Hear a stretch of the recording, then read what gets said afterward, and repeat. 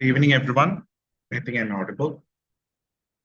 So today we are starting with a new subject among the part one subjects which you have to complete in your part one theory and practical examination, which is orthodontics and endofacial orthopedics. I'm Dr. Arun Bosco Gerald, faculty in the specialty of orthodontics and endofacial orthopedics. So I'm very happy to be here to help you all to rock or to crack this part one orthodontic examination. So generally, orthodontics is considered as a very difficult subject because നമ്മൾ എപ്പോഴും പഠിക്കുമ്പോൾ without knowing the basics, it is very difficult for us to perform well. So the first thing you have to remember throughout your student life is start from the basics. So if you can start, or if you can have a better basics, it is better for you to complete your orthodontics, the specialty of orthodontics in a very good level. So let's think how we can crack this orthodontic examination in your part one BDS exam. So the first thing you have to think about is from where to study. So in your personal opinion, if you are following some kind of textbook, it is better to follow the same throughout this remaining 1 month. Because ഒരു പുതിയ ഒരു text familiar ആവാൻ it is very difficult for you. So follow ചെയ്യുന്ന textbook ഏതാണോ അത് തന്നെ follow ചെയ്യാൻ ശ്രമിക്കുക. And I would advise you to follow Balaji, S.A. Balaji or Sridhar Prem Kumar. These two textbooks are very good books for you to follow. So if you're if you're following it, it's okay. Where ഏത് book ആണെങ്കിലും it is fine. You just follow with the same textbook. You can add the knowledge from different textbooks if you can refer from the library. You should not depend on the new textbook completely. If you're following a single textbook, just follow the textbook. If you want to add more knowledge to that book, just go to the library, read the corresponding topics and add the topics or add the points into that same textbook. It will be better for you to remember all those things, because പുതിയ കാര്യങ്ങൾ കാണുമ്പോൾ familiar അല്ലാത്തത് കൊണ്ട് you'll be facing too much difficulty. So the next thing is what to study and where to start. ഓർത്തോയെ കുറിച്ച് ഞാനിപ്പോൾ Malayalam use ചെയ്യുന്നത് for better understanding-ന് വേണ്ടിയിട്ടാണ്. ഞാനൊരു പേഴ്സണൽ ആയിട്ട് തന്നെ സംസാരിക്കുന്നത് കരുതുക. So ഓർത്തോ സ്റ്റാർട്ട് ചെയ്യുമ്പോൾ എല്ലാവർക്കും ഒരു കൺഫ്യൂഷൻ ആണ്, എവിടെ പഠിക്കണം, എവിടെ നിന്ന് തുടങ്ങണം. എന്റെ സ്റ്റുഡൻസും always they come to me and ask me, sir എവിടെ നിന്നാണ് പഠിച്ചു തുടങ്ങേണ്ടത്? ബിക്കോസ് ഓർത്തോ എല്ലാവരും ക്ലിനിക്കൽ കേസ് പ്രസന്റേഷന്റെ സമയത്തൊക്കെ ജസ്റ്റ് വായിച്ചിട്ട് പോകും, വൈവ ചോദിക്കുമ്പോൾ അത് മാത്രം കണ്ടുപിടിച്ച് ആൻസർ ചെയ്യും, ഒരു സീനിയേഴ്സിനോട് ചോദിച്ചിട്ട് ആൻസർ ചെയ്യും. That is what happening through out the curriculum of orthodontics in third year and final year. പക്ഷേ ടു ക്രാക്ക് ദി എക്സാമിനേഷൻ കുറച്ചുകൂടെ beyond that we have to think. So that's why I added this what to study and where to start. അതിനു വേണ്ടിയിട്ട് എൻ്റെ ഒരു അഭിപ്രായത്തിൽ, കുറച്ചു നാളത്തെ എൻ്റെ ഒരു അഭിപ്രായത്തിൽ, എൻ്റെ ഒരു അനുഭവത്തിൽ നിന്നും I have made a strategy. So first start ചെയ്യുന്നത് introduction തന്നെയാണ്. So just go to the first chapter in your textbook. Introduction chapter നിന്ന് ചോദിച്ചിട്ടുള്ള റെഫറൻസ് ക്വസ്റ്റ്യൻസ് എടുക്കുക. So നമ്മളെപ്പോഴും എക്സാമിന് ക്രാക്ക് ചെയ്യാൻ we will be concentrating on the most commonly asked questions. That is what is commonly happening throughout the curriculum. പക്ഷേ അവിടെ നിന്ന് start ചെയ്യുമ്പോഴും സബ്ജക്ട് വൈസ് ആയിട്ട് അല്ലെങ്കിൽ ഒരു ടോപ്പിക് വൈസ് ആയിട്ട് if you can follow, it will be very helpful for you to remember. കാരണം എക്സാമിനേഷനിൽ എപ്പോഴും കുട്ടികൾ വന്ന് പറയാറുണ്ട്, അത് ഓർക്കാൻ പറ്റുന്നില്ല, പഠിച്ച കാര്യമാണ് മറന്നു പോകുന്നു. അതിന്റെ main reason is nothing but you are trying to by heart everything. കാണാതെ പഠിച്ചിട്ട് അതുപോലെ കൊണ്ടുപോകുമ്പോൾ it is very difficult for you to arrange. Because നമ്മുടെ ബ്രെയിൻ എപ്പോഴും നോളജ് ഈ ലൈബ്രറിയുടെ ഷെൽഫ് പോലെയാണ് സൂക്ഷിക്കുക. സോ ലൈബ്രറിയിൽ ഓരോ സബ്ജക്റ്റും ഓരോ രീതിയിൽ കറക്റ്റ് ആയിട്ട് മാറ്റി വെച്ചിരിക്കുന്നത് പോലെ ഒരു പർട്ടിക്കുലർ ഓർഡറിൽ ഒരു സ്ട്രാറ്റജി വെച്ചിട്ട് ആ ഓർഡറിൽ പഠിച്ചു പോവുകയാണെങ്കിൽ it will be helpful for you. അത് പഠിക്കാൻ ഉള്ള ഹെൽപ്പ് ഒരു ഇതൽ മാത്രമല്ല, അത് ഓർത്തെടുക്കാനും it will be very helpful for you people. So start with the introduction. Introduction generally kanduvarunna questions generally രണ്ടെണ്ണമാണ് ചോദിക്കാറ്. First one is Jackson's triad and the second one is branches of orthodontics. So So Jackson style like in I'll just simply tell you what are the branches of orthodontics. So to learn the branches of orthodontics, just think about the children. So നമ്മളെപ്പോഴും ആദ്യമായിട്ട് ഒരു ഓർത്തോഡോണ്ടിസ്റ്റിനെ കാണാൻ വരുമ്പോൾ generally we will be children. കുഞ്ഞു പിള്ളേരായിരിക്കുമ്പോൾ will be going to the pediodontist. Okay, അത് കഴിഞ്ഞിട്ട് will be coming to the orthodontist. So orthodontistനെ കാണാൻ വരുമ്പോൾ generally നമ്മൾ age wise ആയിട്ട് we can classify. So youngest childs ആണ് വരുന്നത്, children ആണ് വരുന്നതെങ്കിൽ സോ അതിൽ ഇനിഷ്യലി നമ്മൾ എന്താ ചെയ്യാൻ പറ്റുക, ചാൻസസ് ഉള്ള മാലക്ലൂഷൻ ഡെവലപ്മെന്റൽ ഒരു പ്രോസസ്സിൽ ഇരിക്കുമ്പോൾ എന്താണ് മാലക്ലൂഷന്റെ ചാൻസ് എന്ന് കണ്ടുപിടിച്ച് we are treating that. And മാലക്ലൂഷനിലേക്ക് നയിക്കാൻ ചാൻസ് ഉള്ള എന്തെങ്കിലും കാര്യങ്ങൾ വായിലുണ്ടെങ്കിൽ we have to treat that. So the first two branches preventive orthodontics and interceptive orthodontics. Simple. Then coming to the general category, നമ്മൾ സ്കൂൾ ഗോയിങ് ചിൽഡ്രൻ ജനറൽ ആയിട്ട് നമ്മുടെ അടുത്ത് വരും, പിന്നെ യങ് അഡൽട്സ് വരെയുള്ളവർ നമ്മുടെ അടുത്ത് വരാറുണ്ട്. സോ അതില് നമ്മൾ എന്ത് ചെയ്യാറാണ്, പല്ലെടുക്കാതെയോ ഒക്കെ കമ്പിയിട്ട് ട്രീറ്റ് ചെയ്ത് കറക്റ്റ് ചെയ്യും. For example midline diastema closure, generalized space closure, proclination, upper and lower anterior proclination, generally called as bimaxillary dentoalveolar protrusion. ആ കേസസിൽ നമ്മൾ എല്ലാ ഫസ്റ്റ് പ്രീമോളാസും എക്സ്ട്രാക്ട് ചെയ്ത് കറക്റ്റ് ചെയ്യുന്നു അല്ലെ. സോ ഈ കറക്ഷൻസ് എല്ലാം വരുന്നത് corrective orthodontics. So the third branches corrective orthodontics. And the fourth one, so growing period കഴിഞ്ഞു, ഒരു അഡൾട്ട് സ്റ്റേജിലേക്ക് കയറി, and we are seeing some kind of skeletal malocclusion. For example, class 2 malocclusion with mandibular deficiency. So generally, namakariam, if the mandible is deficient and is a non-growing patient, we have to advance the mandible surgically, right? So then use in the surgery ana bilateral sagittal split osteotomy with advancement of the mandible. So evidently surgery. So the fourth branch is surgical orthodontics. So ഇവിടെ നിന്ന് start ചെയ്യുകയാണെങ്കിൽ, ഇങ്ങനെ basics എന്ന് start ചെയ്യുകയാണെങ്കിൽ, it is very easy for you understand what is orthodontics. So ഞാനിത് എങ്ങനെ പഠിക്കണം എന്ന് ഒന്ന് ബ്രീഫ് ആയിട്ട് പറഞ്ഞുതരാം. So we have finished what is in the introduction of orthodontics. Then coming to development of dentition and occlusion. ഈ രണ്ട് chapters, development of dentition and occlusion and basic concepts of occlusion, we have already covered in your first year BDS, and it is there in part B in pedo. So this is a very important unit where you have to cover very thoroughly. Because ee oru basics illa ennundengil it is very difficult for you to understand understand about the treatment planning. So you have to analyze the case, assess the examine the case, analyze all the data they are giving, and we have to give a treatment plan, right? So to give a treatment plan, the very basic thing is you should know what is the stage of craniofacial development of the particular case. For that, you should know what is the development, or what are the sequences of development happening in the dentition and occlusion. So adinte ella features padikya, especially mixed dentition phase, phases of development of dentition, adu nannayittu padikkanam. Adu primary dentition, mixed dentition and permanent dentition. Adinte sequence bhayangara important aanu. Self correcting anomalies generally chodikkunna question aanu. From that, broadband phenomenon is a very commonly asked question. So self-correcting anomalies short essays ആയിട്ട് കാണാറുണ്ട്. So ആ portion വിട്ട് കളയാൻ പാടില്ല.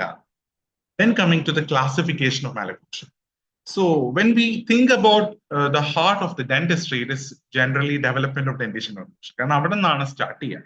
പക്ഷേ when we are talking about orthodontics, the heart is always classification of malocclusion.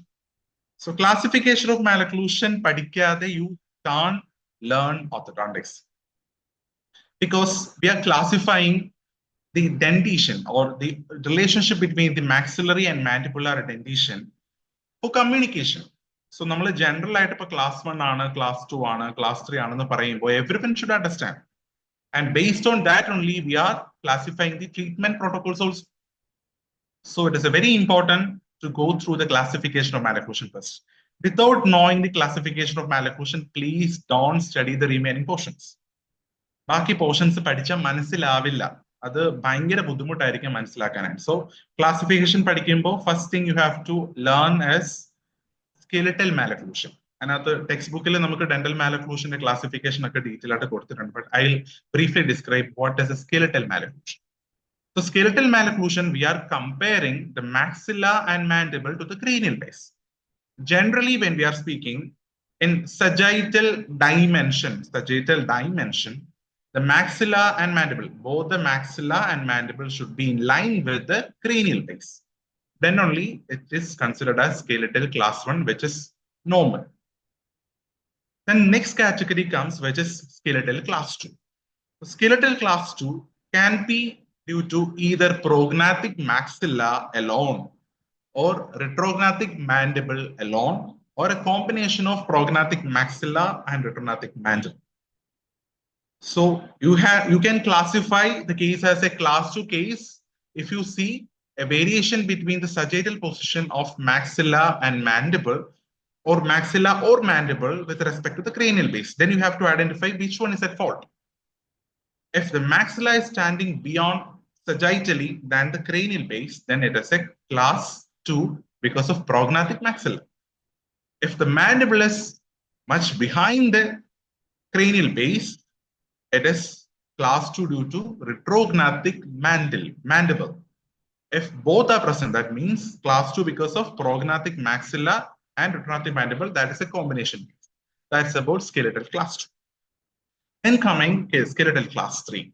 Similar to class 2, there are 3 combinations for skeletal class 3. The first one is retrognathic maxilla. That means sagittally, the maxilla is behind the cranial base.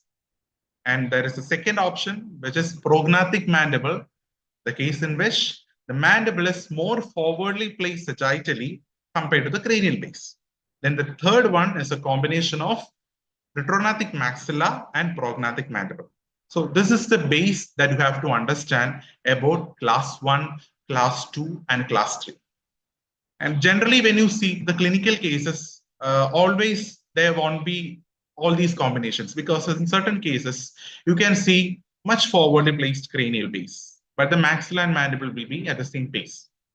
So, anganatha cases aanengil, it is retrognathic phase and that is beyond your level. You need not to get worried about all those things. You just compare the maxilla and mandible and try to find out which one is at fault. Okay, that's about the skeletal classification. Then coming to the different classifications of malocclusion, you should not omit Angles classification, Ackermann-Profit classification, and the next one is Simon's classification. These 3 are very important and most commonly asked questions. And two or three classifications are also there. We'll discuss later. Then coming to the etiology of malocclusion. So we have come to the classification of malocclusion. So you would know how to classify a malocclusion according to the position of the maxilla and mandible, or the position of the maxillary or mandibular dentition, if you have finished the classification of malocclusion. Then coming to the etiology of malocclusion. So you will know what is the problem.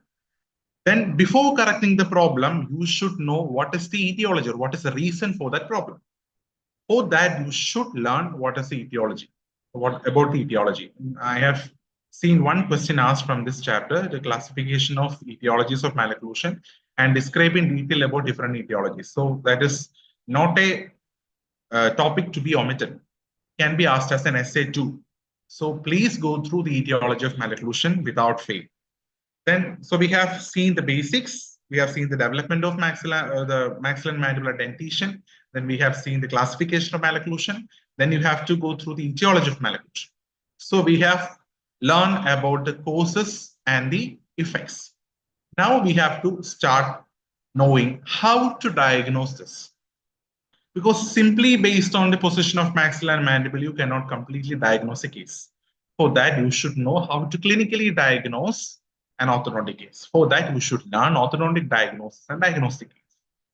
Orthodontic diagnosis is recently a very commonly asked question. There are many questions asked from this topic. They have asked even the diagnostic case, as I say. So you should not omit any single topic from this chapter. It is very important, orthodontic diagnosis and diagnostic case. And then coming to the preventive and interceptive orthodontics. That is the first two branches of orthodontics. So that we will discuss later. Then the next segment. So you can classify these entire topics as 4 segments. These units can be considered as a first segment. Only after finishing these segments, you can go to the next one, which is a diagnosis, final diagnosis and treatment planning of different individual cases.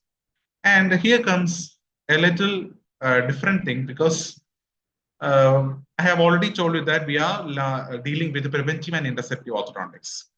So after learning what are the basic procedures done in these preventive and interceptive orthodontics, you should learn in detail about orthopedic and myofunctional appliances. For that, you should know how the skeletal growth happens in the craniofacial region. That is why in the next segment, the first thing to be studied is growth and development. Till then, you need not to learn growth and development because basics, കുറച്ചധികം basics പഠിച്ചിട്ട്, then if you go for growth and development, it will be easy for you to understand. Because when you learn the classification of malocclusion and etiology of malocclusion, you will be knowing what is the reason for or what is the reason behind the malocclusion. And then you have to link this etiology with the final growth and development because you have to comprehend what is the exact reason for the malocclusion, and you should understand how this malocclusion is developed. For that, you should learn growth and development, in which there are many questions. The generally asked ones are the theories of growth and development, which is generally an essay. Then the second one is growth and development, prenatal growth and development of maxilla and mandible. Generally, the cranial base is not commonly asked, but once I have seen the question from cranial base also, and it was giving emphasis on the prenatal and postnatal growth of cranial base. When the cranial base is asked, if the prenatal growth is asked, it's generally about synchondrosis. That is the most important point you have to mention when the prenatal growth of cranial base is asked. And the next one is postnatal growth. Postnatal growth can be described based on the theories of craniofacial development. So in growth and development, you should know the basics and all the theories, prenatal and postnatal growth of maxilla, mandible, and cranial base. Cranial base is good to know. Definitely you should know maxilla and mandible. പക്ഷെ ഞാനത് പറഞ്ഞുകൊണ്ട് cranial base പഠിക്കാതെ പോയിട്ട് sir പറഞ്ഞുകൊണ്ട് പഠിച്ചില്ല എന്ന് പറയരുത്. Cranial base has been asked. And from growth and development, the basics of growth and development, there are numerous questions like cephalocaudal growth, the cephalocaudal gradient of growth. And similarly, many questions are asked from that chapter. So growth and development ഒരിക്കലും omit ചെയ്യരുത്. പണ്ട് ഞങ്ങൾ പഠിക്കുന്ന സമയത്തൊക്കെ generally growth and development എന്ന് ഒരു essay അല്ലെങ്കിൽ ഒരു short essay ഉറപ്പായിട്ടും ഉണ്ടാവുമായിരുന്നു. So recently on a diagnosis emphasis that doesn't mean that there won't be any question from growth and development. You should definitely learn growth and development. Then coming to treatment planning. See, the treatment planning chapter generally students omit ചെയ്യുന്ന ഒരു area. Treatment plan the direct questions വരുന്നത് കുറവാണ്. Direct questions വരാറില്ല. But this chapter is very important because ഈ unit പഠിക്കുമ്പോൾ you will be learning how to diagnose and how to plan a treatment.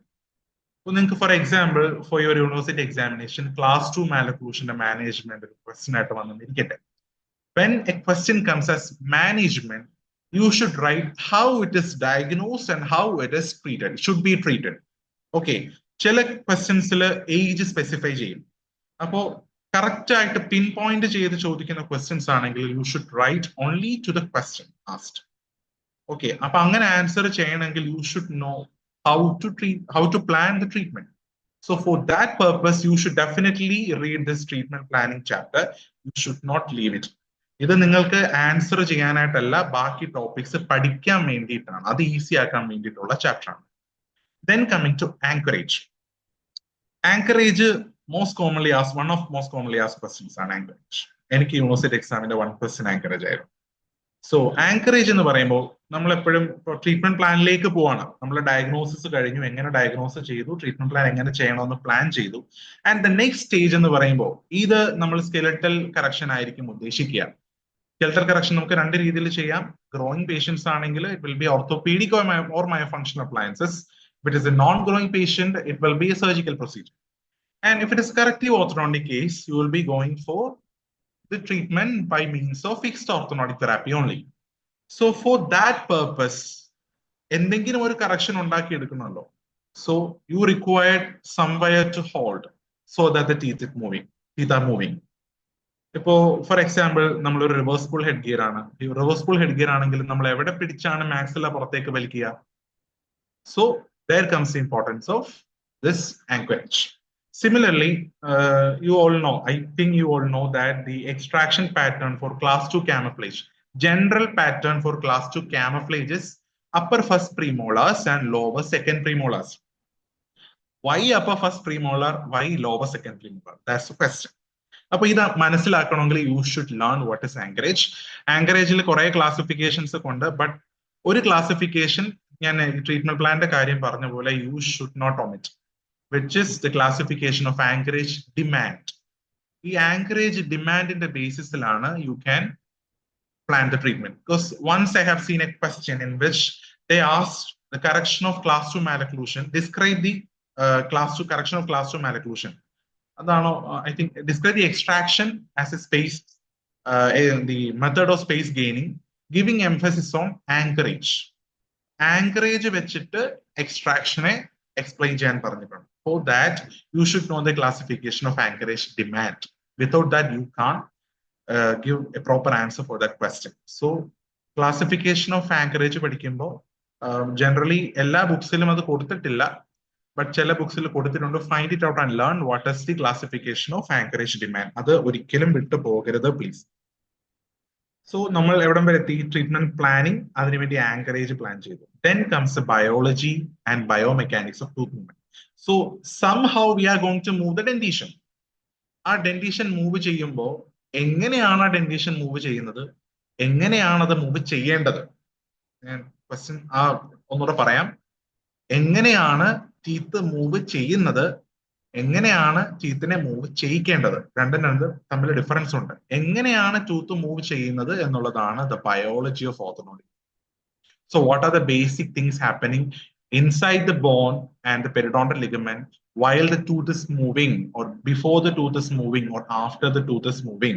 അതാണ് biology of orthodontic tooth movement. And biomechanics of orthodontic tooth movement, നമ്മളെ ഒരു പല്ലിനെ move ചെയ്യിക്കാനായിട്ട് എങ്ങനെ force കൊടുക്കണം, എങ്ങനെ എവിടെ തൊട്ടാൽ അത് മൂവ് ചെയ്യും. That is what meant by biomechanics. So ഇത് ഈ ചാപ്റ്റേഴ്സ് എന്ന് ക്വസ്റ്റ്യൻ വരുമ്പോൾ you should not get confused. Biomechanics എന്ന് ചോദിച്ചാൽ it is biomechanics. Don't get confused with the biology of orthodontic tooth.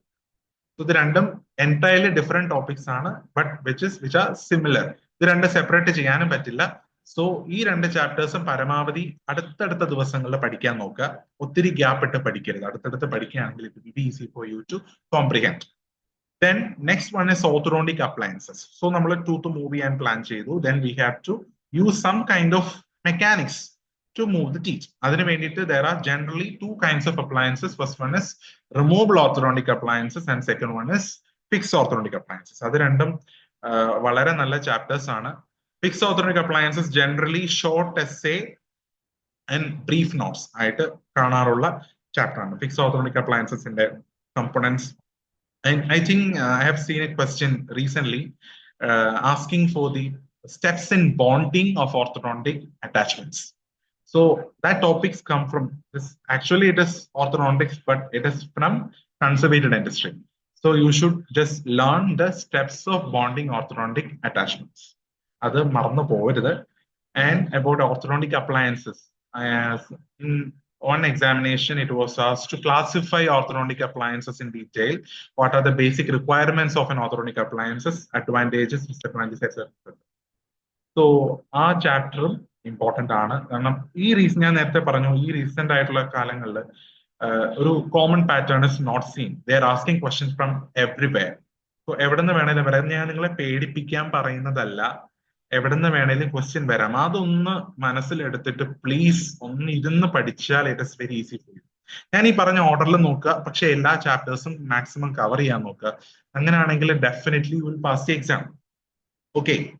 Then coming to the next thing, myofunctional and orthopedic appliances. But general ആയിട്ടുള്ള ഇത്രയും കാര്യങ്ങൾ if you can understand or if you could understand, it is easy for you to learn myofunctional and orthopedic appliances.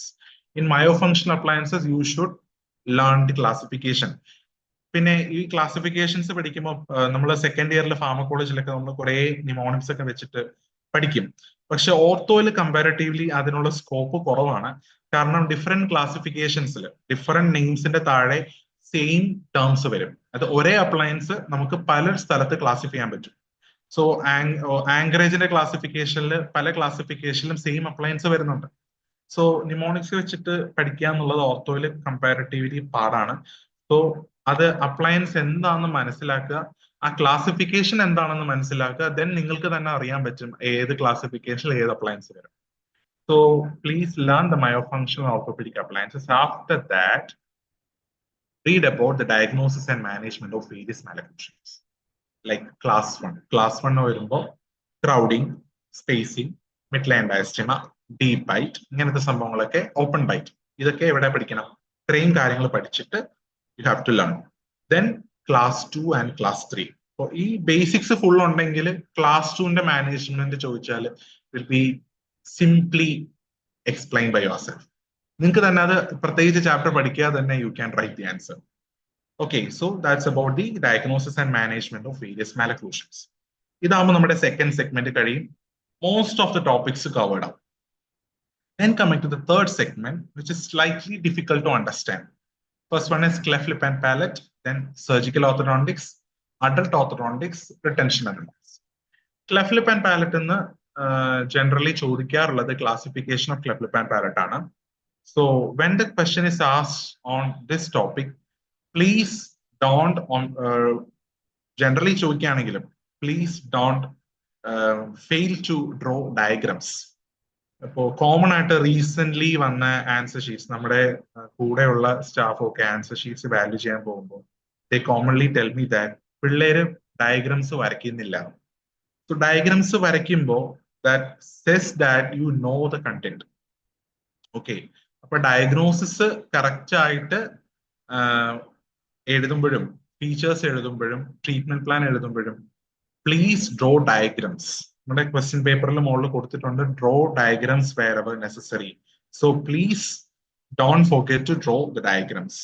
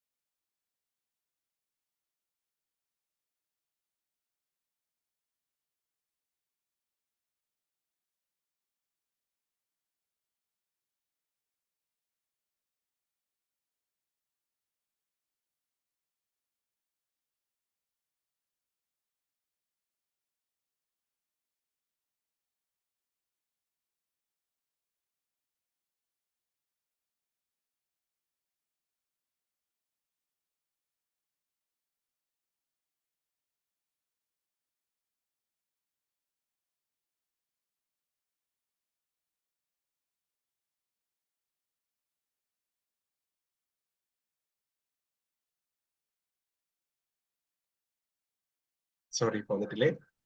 So cleft lip and palate. Cleft lip and palate classification is very important.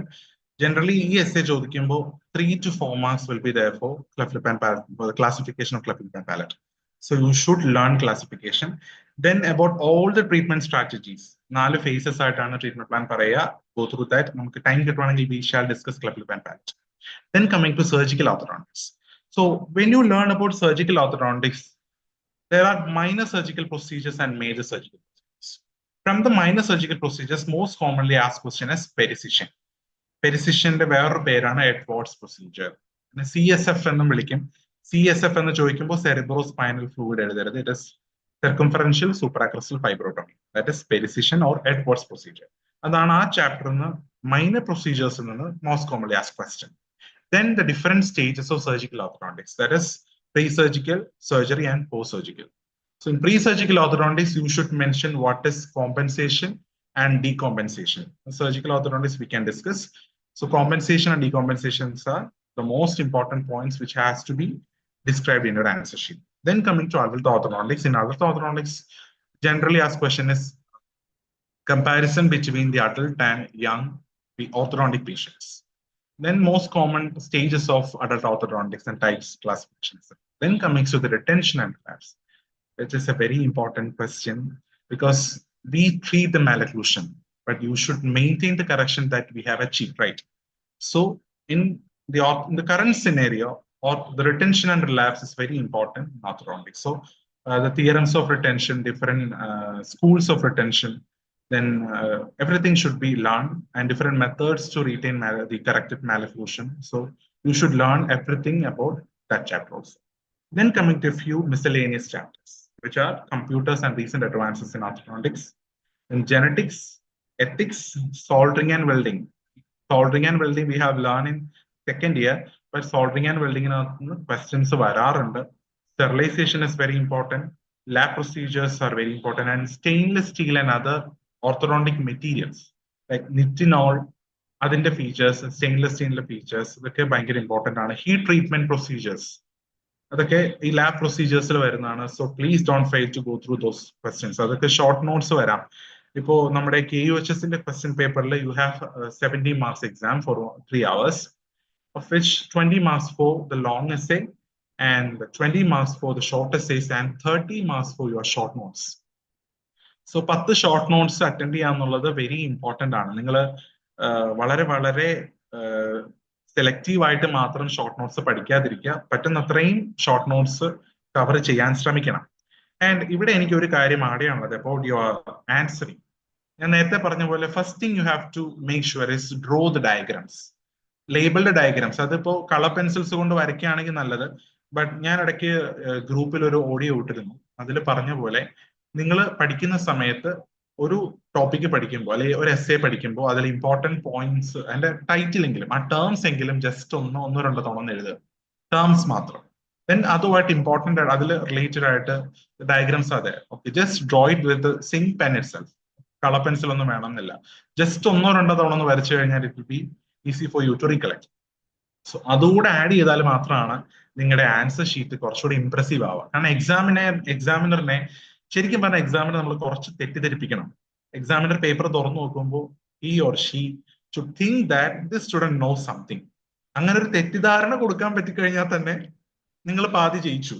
അപ്പോൾ അതിനുള്ള tricks ആണ് നമ്മൾ main important terms എടുത്തിട്ട് ആ ടേംസിനെ ഒന്ന് underline ചെയ്ത് വെക്കുക, diagrams label ചെയ്ത് വരയ്ക്കുക, ഇങ്ങനെയൊക്കെ ഉള്ളത്. സോ ഈ രണ്ട് കാര്യങ്ങൾ ആൻസർ ഷീറ്റ്സിൽ പ്രധാനമായിട്ടും നിങ്ങൾ ശ്രദ്ധിക്കണം. Then the next thing is the time. നിങ്ങൾക്ക് 3 hours ആണുള്ളത്. അപ്പോൾ ടൈം വളരെയധികം അഡ്ജസ്റ്റ് ചെയ്ത് കറക്റ്റ് ആയിട്ട് പ്ലാൻ ചെയ്ത് എഴുതുക. Anyway you will be getting the questions 10 minutes before the commencement of the exam, right? So ആ 10 minutes നിങ്ങൾക്ക് തരുന്നത് ആസ് എ പ്രിപ്പയറട്ടറി ഫേസ് ആണ്.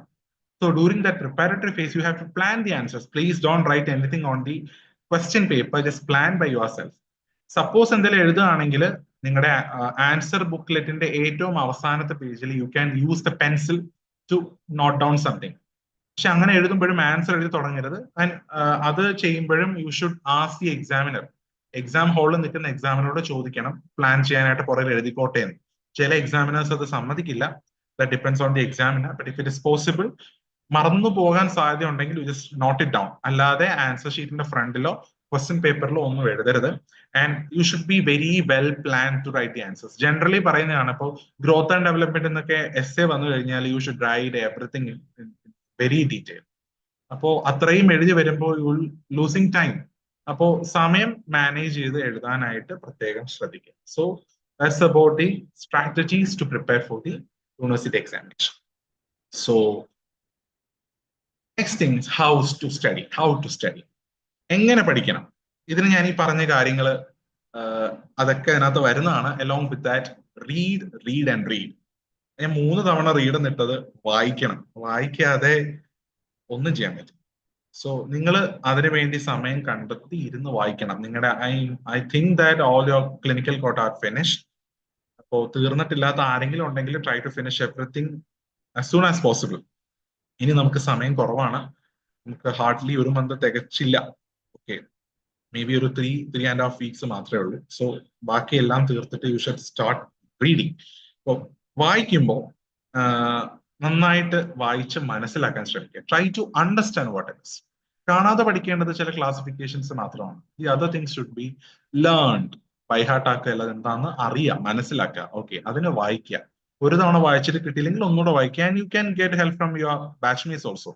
അത് എൻ്റെ ഒരു പേഴ്സണൽ റിക്വസ്റ്റ് ആണ്. ഫ്രീ ടൈംസ് വരുമ്പോൾ നിങ്ങൾ എന്തായാലും പഠിത്തത്തിനിടയ്ക്ക് ഫുഡ് കഴിക്കാനൊക്കെ ചെറിയ ബ്രേക്സ് എന്തായാലും ഉണ്ടാവുമല്ലോ. ആ ടൈമിൽ മനസ്സിലാവാത്ത എന്തെങ്കിലും കാര്യങ്ങൾ ആരെങ്കിലും ചോദിച്ചാൽ ദയവേത് പറഞ്ഞു കൊടുക്കുക. അത് ഒരു മ്യൂച്വൽ ഒരു ഹെൽപ്പിംഗ് മെന്റാലിറ്റി ഉണ്ടെങ്കിൽ മാത്രമേ നമുക്ക് എല്ലാവരെയും സക്സസിലോട്ട് കൊണ്ടുപോകാൻ പറ്റുള്ളൂ. And at the same time നമ്മൾ പറഞ്ഞു കൊടുക്കുമ്പോൾ നമുക്ക് ഇതൊന്നുകൂടെ തറവായിട്ട് മനസ്സിലാക്കാൻ പറ്റും. So please help each other. Okay. പിന്നെ ബ്രേക്ക് ടൈമിലൊക്കെ നിങ്ങൾ ഒരുപാട് എന്റർടൈൻമെന്റിലോട്ട് പോകരുത്. യെറ്റ് നിങ്ങൾ പഠിക്കുന്ന സമയത്തിൽ റെഗുലർ ആയിട്ട് ഇന്റർവെൽസ് എടുക്കണം. കണ്ടിന്യൂസ് ആയിട്ട് വെളുപ്പിനെ 5 മണിക്ക് എഴുന്നേറ്റ് പിന്നെ വെളുപ്പിനെ 3 മണി വരെ പഠിച്ച് 2 മണിക്കൂർ ഉറങ്ങുക, that is not a good thing to follow. കാരണം അങ്ങനെ പഠിച്ചു കഴിഞ്ഞാൽ ഡെഫിനറ്റ്ലി നിങ്ങൾ മറന്നുപോകും. കാരണം നിങ്ങൾ ഇനി ഏകദേശം ഒരു 3-4 ആഴ്ച ഇരുന്ന് പഠിക്കുമ്പോൾ ബ്രെയിൻ പണി മുടക്കും. So please make sure that you sleep enough and you take sufficient interval in between your learning periods. And ആവശ്യത്തിന് ഭക്ഷണം കഴിക്കുക, ഓവറായിട്ട് കഴിക്കരുത്, ആവശ്യത്തിന് ഭക്ഷണം കഴിക്കുക. പിന്നെ അൺനെസസറി ആയിട്ടുള്ള പുതിയ സാധനങ്ങളൊന്നും ട്രൈ ചെയ്യാതിരിക്കുക. പിന്നെ പുറത്ത് ഹോട്ടൽസിൽ നിന്ന് ഭക്ഷണം കഴിക്കാതിരിക്കുക തൽക്കാലത്തേക്ക്. അത് നിങ്ങളെ പഠിക്കാനുള്ള സമയം പോകാതിരിക്കാൻ ഹെൽപ്ഫുൾ ആയിരിക്കും. Next one is flow charts. നിങ്ങൾ പഠിക്കുന്ന സംഭവങ്ങളിൽ ഡീറ്റെയിൽ ആയിട്ട് ഇപ്പൊ ഒരു സീക്വൻസ് ഓഫ് ഇവന്റ്സ് ഒക്കെ ഉണ്ടെങ്കിൽ, for example sequelae of mouth breathing habit, sequelae of thumb sucking habit, അതൊക്കെ എക്സാമിന് ചോദിച്ചിട്ടുള്ള ക്വസ്റ്റ്യൻസ് ആണ്. So those are all sequence of events, right? Similarly നമുക്ക് ട്രീറ്റ്മെന്റ് പ്ലാൻ ചെയ്യുമ്പോൾ ഇപ്പൊ മയോ ഫംഗ്ഷൻ അപ്ലയൻസ് ആണെങ്കിൽ 1 by 1 ആയിട്ട് എന്തൊക്കെയാണ് അടുത്ത് ചെയ്യേണ്ടത്. സോ അതിന് സിംഗിൾ സെന്റൻസസ് വരുന്ന ഓരോ ലൈൻസ് ആയിട്ട് you just prepare flow charts. ഈ ഫ്ലോ ചാർട്ട്സ് നിങ്ങളുടെ റിവിഷന് മാത്രം ഉപയോഗിക്കുക, അത് പഠിക്കാനുള്ളതല്ല, for revision only. Okay. Then coming to the revision. Revision എന്ന് പറയും, ഞാൻ അതിനെ റീവിഷൻ എന്ന് മാത്രമേ വിളിക്കൂ. റീസൺ എന്താന്ന് വെച്ചാൽ മോസ്റ്റ്ലി നിങ്ങൾ പഠിച്ചു കഴിഞ്ഞിട്ട് 2 ദിവസം കഴിഞ്ഞപ്പോൾ എടുത്തു നോക്കുമ്പോൾ അയ്യോ എല്ലാം മറന്നുപോയി, രണ്ടാമത് വീണ്ടും പഠിക്കാനിരിക്കും. അത് കോമൺലി എല്ലാവർക്കും വരുന്നതാണ്, എല്ലാം മറന്നുപോയി എന്ന് വെച്ചാൽ പഠിക്കാനിരിക്കുക. If you do that you will lose time. It is not going to help you. So if you want to help yourself, just view it second or third times also. നിങ്ങൾ ഒരു തവണ പഠിക്കുക, then just go through it. അതെന്തൊക്കെയാണ് terms വായിച്ച് നോക്കുക, just വായിച്ച് നോക്കുക. അത് ഓർമ്മ വരുമോ എന്നുള്ള ടെൻഷനിൽ പിന്നെയും പഠിച്ച് നോക്കാൻ നിൽക്കേണ്ട. അത് എക്സാമിന് ഓർമ്മ വരും. സമാധാനമായിട്ട് ഇരിക്കുക, കോൺഫിഡന്റ് ആയിട്ടിരിക്കുക, എക്സാമിന് ഓർമ്മ വരും. പഠിച്ചതല്ലേ, ഇടയ്ക്കിടയ്ക്ക് 1-2 തവണ വായിച്ച് നോക്കിയാൽ ഓർമ്മ വന്നോളൂ. സോ ആ ഒരു കാര്യം കൂടെ നിങ്ങളൊന്ന് നോട്ട് ചെയ്യുക. ഈ സമയം പരമാവധി കളയാതെ എന്നാൽ ആവശ്യത്തിന് ഇന്റർവെൽസ് എടുത്തിട്ട് മാക്സിമം ടോപ്പിക്സ് കവർ ചെയ്യാൻ നോക്കുക. 4 പേപ്പേഴ്സ് ആണുള്ളത്. 4 പേപ്പേഴ്സിനും ഈക്വൽ ഇമ്പോർട്ടൻസ് കൊടുത്ത് പഠിക്കണം. ഒന്നിനും സ്പെഷ്യൽ ഇമ്പോർട്ടൻസ് കൊടുക്കരുത്. കാരണം ഒരെണ്ണം പോലും നമുക്ക് ഫെയിൽ ആവാൻ പറ്റില്ല. We have to crack the entire part 1 BDS examination. So good luck.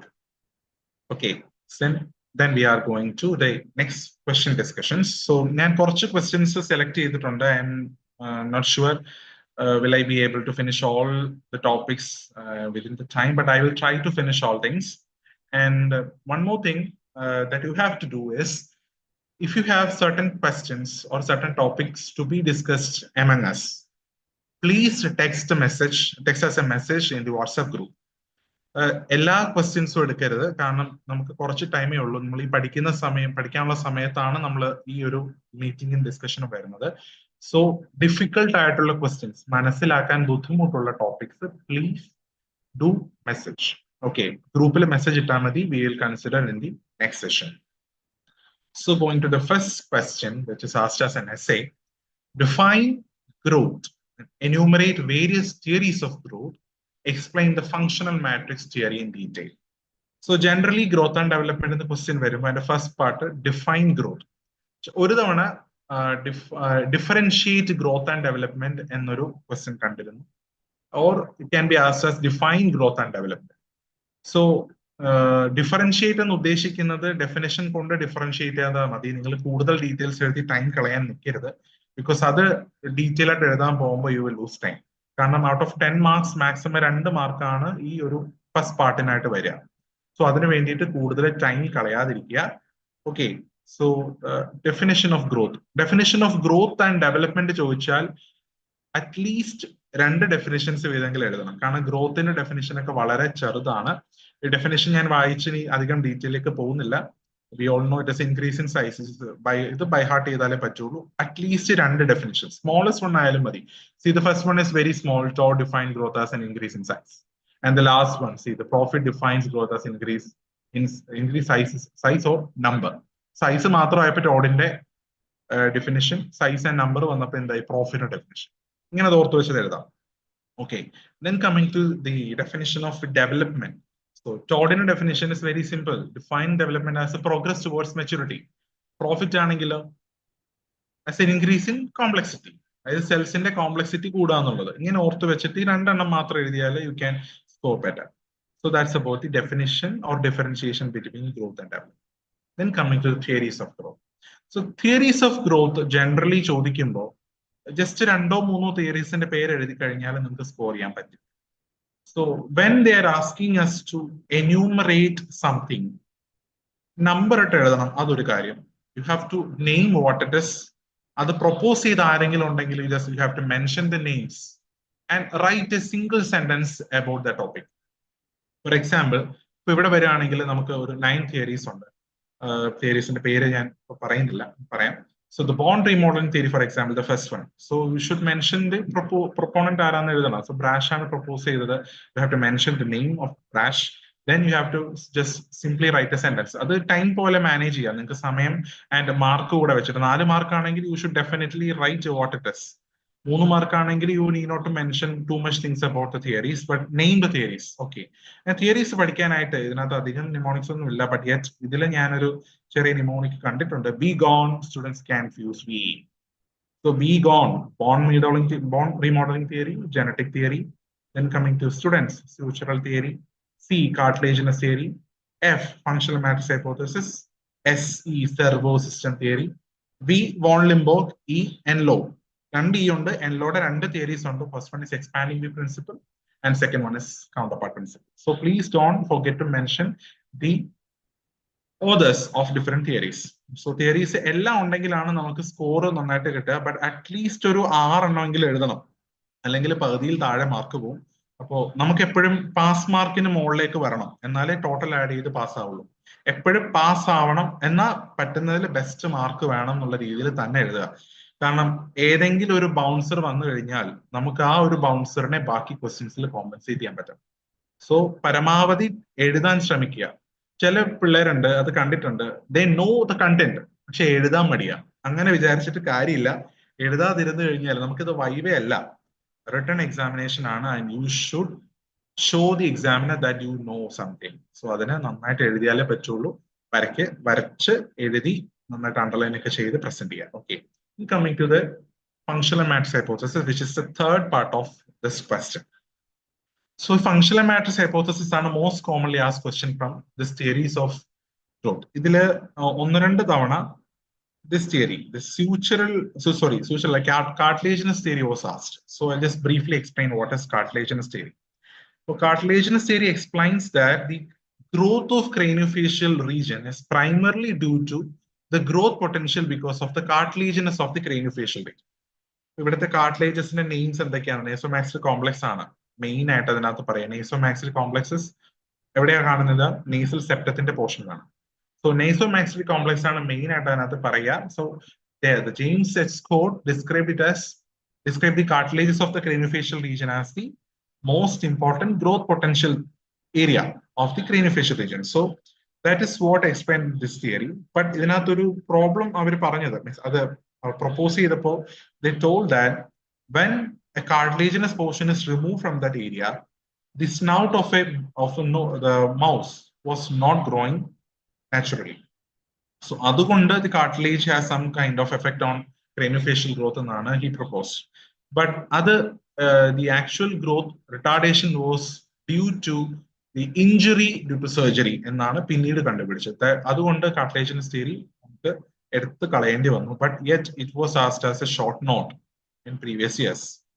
Then functional matrix theory obviously is an essay topic. Servo system theory or cybernetic theory was asked once. എല്ലാം പറയാൻ സമയമില്ലാത്തതുകൊണ്ട് ഞാൻ just ബ്രീഫായിട്ട് പറയുന്നുള്ളൂ. Servo system തിയറിയിൽ പറയുന്നത് entire ക്രേനിയോഫേഷ്യൽ റീജിയനെ ഒരു servo system, interlinked ആയിട്ടുള്ള ഒരു cybernetic system ആയിട്ടാണ് അതിനകത്ത് ഡിസ്ക്രൈബ് ചെയ്യുക. അതിൽ മെയിൻ ആയിട്ട് പറഞ്ഞിരിക്കുന്നത് growth, sagittal growth of mandible. So I will just briefly describe. നിങ്ങൾ ടെക്സ്റ്റ് ബുക്ക് വായിക്കുക, it will be easy for you to understand. If you can understand what I am explaining now. See, maxilla is growing downward and forward, right? So initially, before this growing phase, നമ്മളിപ്പോൾ ഒരു assessment period എടുക്കുകയാണ്, period in the there is a pre-existing maxillomandibular relationship by means of occlusion. By means of occlusion, there is a pre-existing maxillomandibular relationship. The maxilla is growing downward and forward. That means vertically and sagittally. Downward means in vertical dimension, forward means in sagittal dimension. So the maxilla is growing downward and forward. Okay. So there is a disparity between the initial relationship. Initially, there was a relationship between the maxilla and mandible. Now the maxilla is moving downward and forward because of growth. And this creates a disparity in the occlusion between the maxilla and mandible. So the mandible, especially the lateral pterygoid muscle, that is a very important key term, lateral pterygoid muscle, which is named as actuator. It is not activator, it's actuator. So this actuator receives that some kind of change has occurred in the occlusion. So this muscle pulls the mandible downward and forward so that it pop-ups with the change the vertical and sagittal position of the maxilla. So because of this positional change, which is mediated by the lateral pterygoid muscle, there is stimulation in the condylar region to correct the shape of the mandible with respect to the new position. So I'll repeat once again. Maxilla has grown downward and forward from the pre-existing relationship. So there is a disparity in the occlusal relationship. So because of this disparity, the lateral pterygoid muscle, which is known as the actuator, senses the change and it pulls the mandible downward and forward. Okay, now the position of the mandible in the craniofacial space has changed. To accommodate this positional change, there is a stimulation in the condylar region. And because of that stimulus in the condylar region, there is upward and backward growth of the condyle. Mandible has grown downward and forward. It was not grown, it has moved downward and forward. And to cope up with the new position, there is upward and backward growth in the condylar region. So this is what briefly described as cybernetic theory. So in your text on your concept, just keep it in your mind and read the textbook. It will be easy for you to understand. Okay. Now, the von Limburg theory and Enlow's principle, I am not describing. It is too lengthy. Just go to the textbook. It is easy to understand and you can comprehend by yourself. Now coming to the functional matrix hypothesis. Okay. So it was proposed by Melvin Morse. Melvin Morse year you should mention. Another introduction to part. And the next thing you have to mention is this concept, which is given by Melvin Morse, is actually the extension of the concept proposed by Van der Klaus, which describes form follows function. So you should underline Melvin Morse, then form follows function. These 2 points score. Okay. Then Morse describe bones do not grow, they are grown. അത് വളരുന്നതല്ല, അത് വളർത്തുന്നതാണ്. ഇനി ആരാണ് വളർത്തുന്നത്? So generally the functional matrix hypothesis പറയുന്ന ഒരു basic concept എന്താണെന്ന് വെച്ചാൽ, based on the functional demand, there is expansion of the soft tissue matrix. For example, നമ്മൾ വളരുന്നതനുസരിച്ച് നമ്മുടെ ബ്രെയിനിന്റെ സൈസ് ഇൻക്രീസ് ചെയ്യണം. Brain has to coordinate too much functions all over the body, right? So for that, the brain has to increase the size. Similarly, we are increasing, the dimension of the entire body is increasing. So we have to have a sufficient amount of oxygen to do the normal function of the body. For that, the respiration is very important. So your intake, respiratory intake is more. So the functional demand increases. Based on the functional demand, the soft tissue matrix is enlarging. So once the soft tissue matrix enlarges, according to that enlargement, the skeleton has to change its position. And because of the change in position, the entire skeleton changes its structure also. That is what described by functional matrix theory by Melvin Morse. So I'm going to the details. Just read the definition from the textbook. A definition of a functional matrix theory is not a mandatory thing. If you can write the definition completely, you will definitely get a 1 mark or 1.5 marks additionally. That's pakka. Pakshe, എല്ലാവർക്കും ഇത് പഠിച്ചിട്ട് അതുപോലെ എഴുതാൻ പറ്റണമെന്നില്ല, but it is not mandatory. എഴുതുവാണെങ്കിൽ it is better. Now ഞാൻ ഈ ചാർട്ടിലേക്ക് വരാം. ഈ ചാർട്ടാണ് നിങ്ങൾ ആദ്യം എഴുതേണ്ടത്. Function matrix hypothesis, once you have given the introduction, then you have to describe the, you have to draw this flow chart. ഈ ഫ്ലോ ചാർട്ട് എന്താണെന്ന് അതിൽ ഡിസ്ക്രൈബ്. അത് കഴിഞ്ഞിട്ട് we'll come back to this. So what is functional cranial component? Flow chart എഴുതി, then you have to describe each and everything in the flow chart. First thing is functional cranial component. So functional cranial component എന്ന് പറയുന്നത്, read it, considered as a head, the head as a composite area of individual which encapsulated areas with which specific functions like respiration, digestion, olfaction, vision and neural integration are performed. നമ്മുടെ ക്രേനിയോഫേഷ്യൽ region എന്ന് പറയുന്നത് കുറെ functions ചെയ്യുന്ന ഒരു composite എന്ന് പറയുന്നത് എല്ലാം കൂടെ കൂടിച്ചേർന്ന് ഇന്റർകണക്റ്റഡ് ആയിട്ടുള്ള കുറെ ഫങ്ഷൻസ് ഒരുമിച്ച് ചെയ്യുന്ന ഒരു ഫങ്ഷണൽ ഏരിയ ആണ് നമ്മുടെ ക്രേനിയോഫേഷ്യൽ റീജിയൻ. ഓക്കെ, അപ്പോ we know that there are numerous functions which is done in the craniofacial region. They are digestion, olfaction, respiration, vision, etc. Okay, so ഇതിനെല്ലാം വേണ്ട entire structures, the biological components of all these functions are collectively called as functional cranial component. നമ്മുടെ ക്രേനിയോഫേഷ്യൽ for example ഞാൻ പറയാണ്, brain തന്നെ എടുക്കാം. So അതിന്റെ neural integration ആണ് the function of the brain. So brain ഉണ്ട്, ബ്രെയിൻ അക്കോമഡേറ്റ് ചെയ്ത് ബ്രെയിനിന് ചുറ്റുമുള്ള ലെയേഴ്സ്, മെനിഞ്ചൽ ലെയേഴ്സ് ഉണ്ട്. അതിന് ചുറ്റും എന്തുണ്ട്? ക്രേനിയൽ ബേസ്, ഡൗൺവേർഡ് താഴെ ക്രേനിയൽ ബേസ് ഉണ്ട്, ക്രേനിയൽ വോൾട്ട് ഉണ്ട്, അറൌണ്ട് ദാറ്റ് സ്കിൻ ഉണ്ട്. സോ ഇത്രയും ചേരുന്നതാണ് നമ്മുടെ ആ ഒരു capsule which is related to the neural integration. അതിനെ ന്യൂറോ ക്രേനിയൽ ക്യാപ്സൂൾ എന്ന് പറയും. I will describe it later. അങ്ങനെ ഓരോ ഫംഗ്ഷൻ എടുക്കുമ്പോഴും there is a particular function which is done by a group of tissues, either soft tissue or hard tissue. Everything will be there. ഇതിനെല്ലാം collective ആയിട്ട് വിളിക്കുന്ന പേരാണ് functional cranial component. So then we are classifying what all things are having inside the functional cranial component. So അതിന് you have to describe what is functional matrix. Okay, so functional cranial component is nothing but all the biological structures which are related to a particular function, that is functional cranial component. ഇനി ഈ കമ്പോണന്റിൽ വരുന്ന all the soft tissues and functioning spaces, soft tissues and functional spaces together called as functional matrix. Then ഇതിന്റെ ബോണുമായിട്ട് relate ചെയ്ത് വരുന്നതിനെ ഒരുമിച്ച് വിളിക്കുന്ന പേര്, അത് ബോണുമായിട്ട് ഇന്റഗ്രേറ്റഡ് ആയിട്ട് നിൽക്കുന്നത്.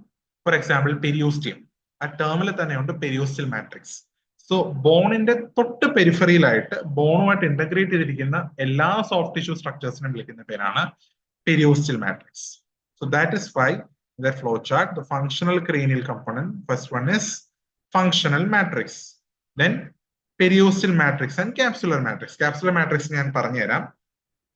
So capsular matrix is nothing but ഈ ഒരു ഫംഗ്ഷന് വേണ്ടിയിട്ട് ഒരു സ്പേസ് ആവാം, അല്ലെങ്കിൽ ഒരു സോഫ്റ്റ് ടിഷ്യൂ ആവാം.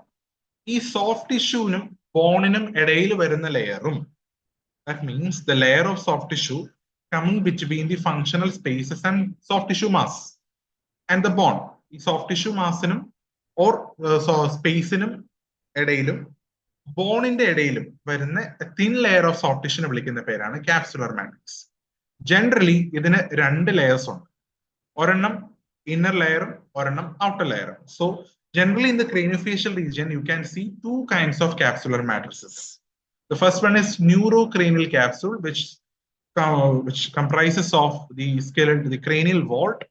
Inside what it is present, it is the brain.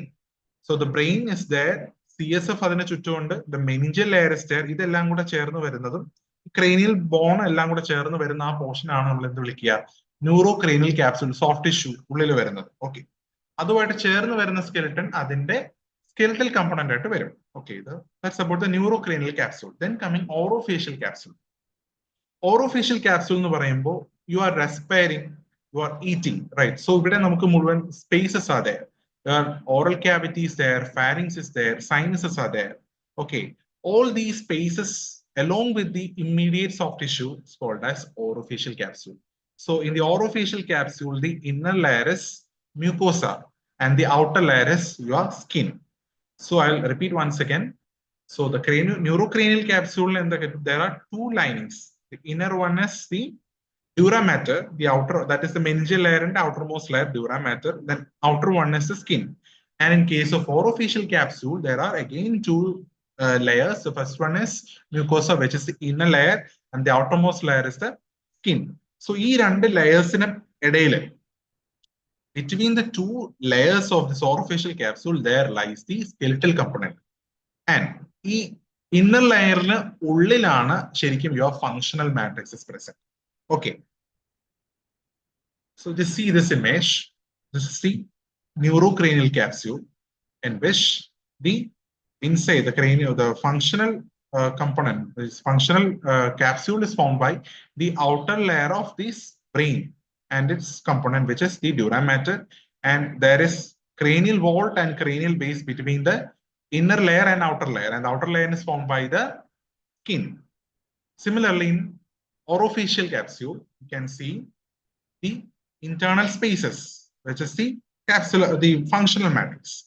And the lining of the bone, the inner one is the mucosa, and the outer one is the skin. These two linings are together called as the capsular matrix, and the bone inside of it is called as the skeletal component.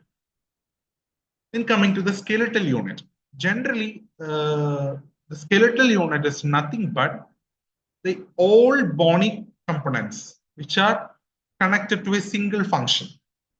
ഒന്നുകിൽ അതൊരു single bone ആവാം, അല്ലെങ്കിൽ groups of bones ആവാം, അല്ലെങ്കിൽ ഏതെങ്കിലും ഒരു ബോണിന്റെ ഒരു particular portion ആവാം. If it is related to a particular function, it is called as a skeletal unit. Okay, so these skeletal units can be further classified into microskeletal unit and macroskeletal unit. So first one is the microskeletal unit. So microskeletal units are the parts of bone whose growth is modulated by the periosteal matrices. See, I've told you the periosteal matrix is the soft tissue which is firmly attached to the bone and which is seen just near or just adjacent or just outside the bone. The most commonly the muscle in the tendons and the periosteum. So periosteal matrix എവിടെയാണോ change വരുത്താൻ പറ്റുക, for example നമ്മൾ പറയുകയാണെങ്കിൽ പെരിയോസ്റ്റൽ പുള്ളു കാരണം suppose ഒരു particular റീജിയനിൽ if there is bone deposition, ആ പെരിയോസ്റ്റൽ പുള്ള് ആ ബോണിൽ ചേഞ്ച് വരുത്തുന്നു, ആ ബോണിനെയാണ് മൈക്രോസ്കെലറ്റൽ യൂണിറ്റ് എന്ന് പറയുക. ദി എൻറ്റയർ ബോണിന്റെ ഒരു പർട്ടിക്കുലർ പോർഷനിൽ പെരിയോസ്റ്റൽ മാട്രിക്സ് ചേഞ്ച് വരുത്തുന്നെങ്കിൽ അതിനെ മൈക്രോസ്കെലറ്റൽ യൂണിറ്റ് എന്ന് പറയും. എല്ലാ മൈക്രോസ്കെലറ്റൽ യൂണിറ്റ്സും ചേർന്നുള്ള എൻറ്റയർ ബോണിനെ വിളിക്കുന്ന പേരാണ് മാക്രോസ്കെലറ്റൽ യൂണിറ്റ്. സോ ഇത് നമുക്ക് എക്സാമ്പിൾ ആയിട്ട് ഈ പെരിയോസ്റ്റൽ മാട്രിക്സസ് ചേഞ്ച് വരുന്നതിന് എക്സാമ്പിൾ ആയിട്ട് പറയാൻ പറ്റുന്നത് നമ്മുടെ മസിൽസ് തന്നെയാണ്. സി നമ്മള് മസിൽസിന്റെ കൺട്രാക്ഷൻ കംപ്ലീറ്റ് ആയിട്ട് നിൽക്കുകയാണെങ്കിൽ they will be hypostia in the bone. That means because of the lack of muscle function, bone in the structure change ചെയ്യും. Okay, ഇത് വെച്ചിട്ടാണ് they have proved that microskeletal units exist. Okay, so examples ആയിട്ട് you have to mention the coronoid process. The length of the coronoid process is affected by temporalis muscle.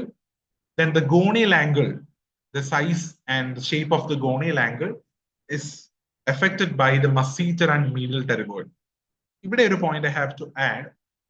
See, a horizontal growth pattern of patients in the most common feature is outwardly directed gonial angle. It is because of more muscle function by the masseteric muscle. So that is also an example for this microskeletal unit. Then teeth. Teeth എന്ന് പറയുന്നത് ഒരു periosteal unit, periosteal matrix ആണ്, because it is firmly attached to the bone and it is seen just adjacent to the bone and it has some effect on the bone. അതുകൊണ്ടാണല്ലോ പല്ല് move ചെയ്യുമ്പോൾ അതിന്റെ കൂടെ എല്ലാം മൂവ് ചെയ്യുന്നത്. So teeth are classified as periosteal matrices. And see, as the teeth erupt, the height of the alveolar process also increases.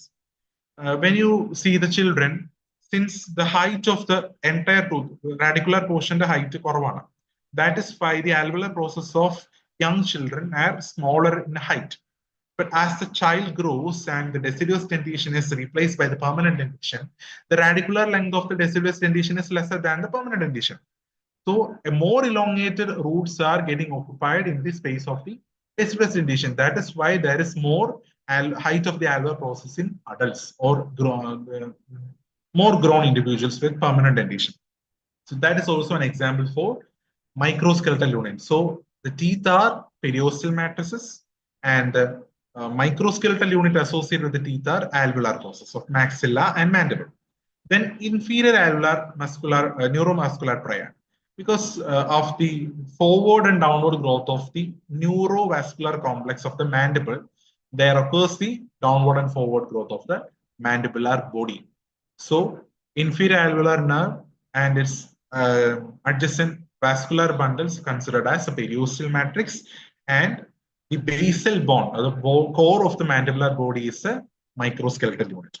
And here, after describing this, you have to mention the different microskeletal units of maxilla and mandible, which is given in the textbooks. Just go through the names and just write it down. Here you have to mention a very important terminology, which is transformation. See, I have already told you that based on the function or functional demand, the position of the maxilla changes. Maxilla and mandible change, right? So there is a positional change. This positional change is called as translation.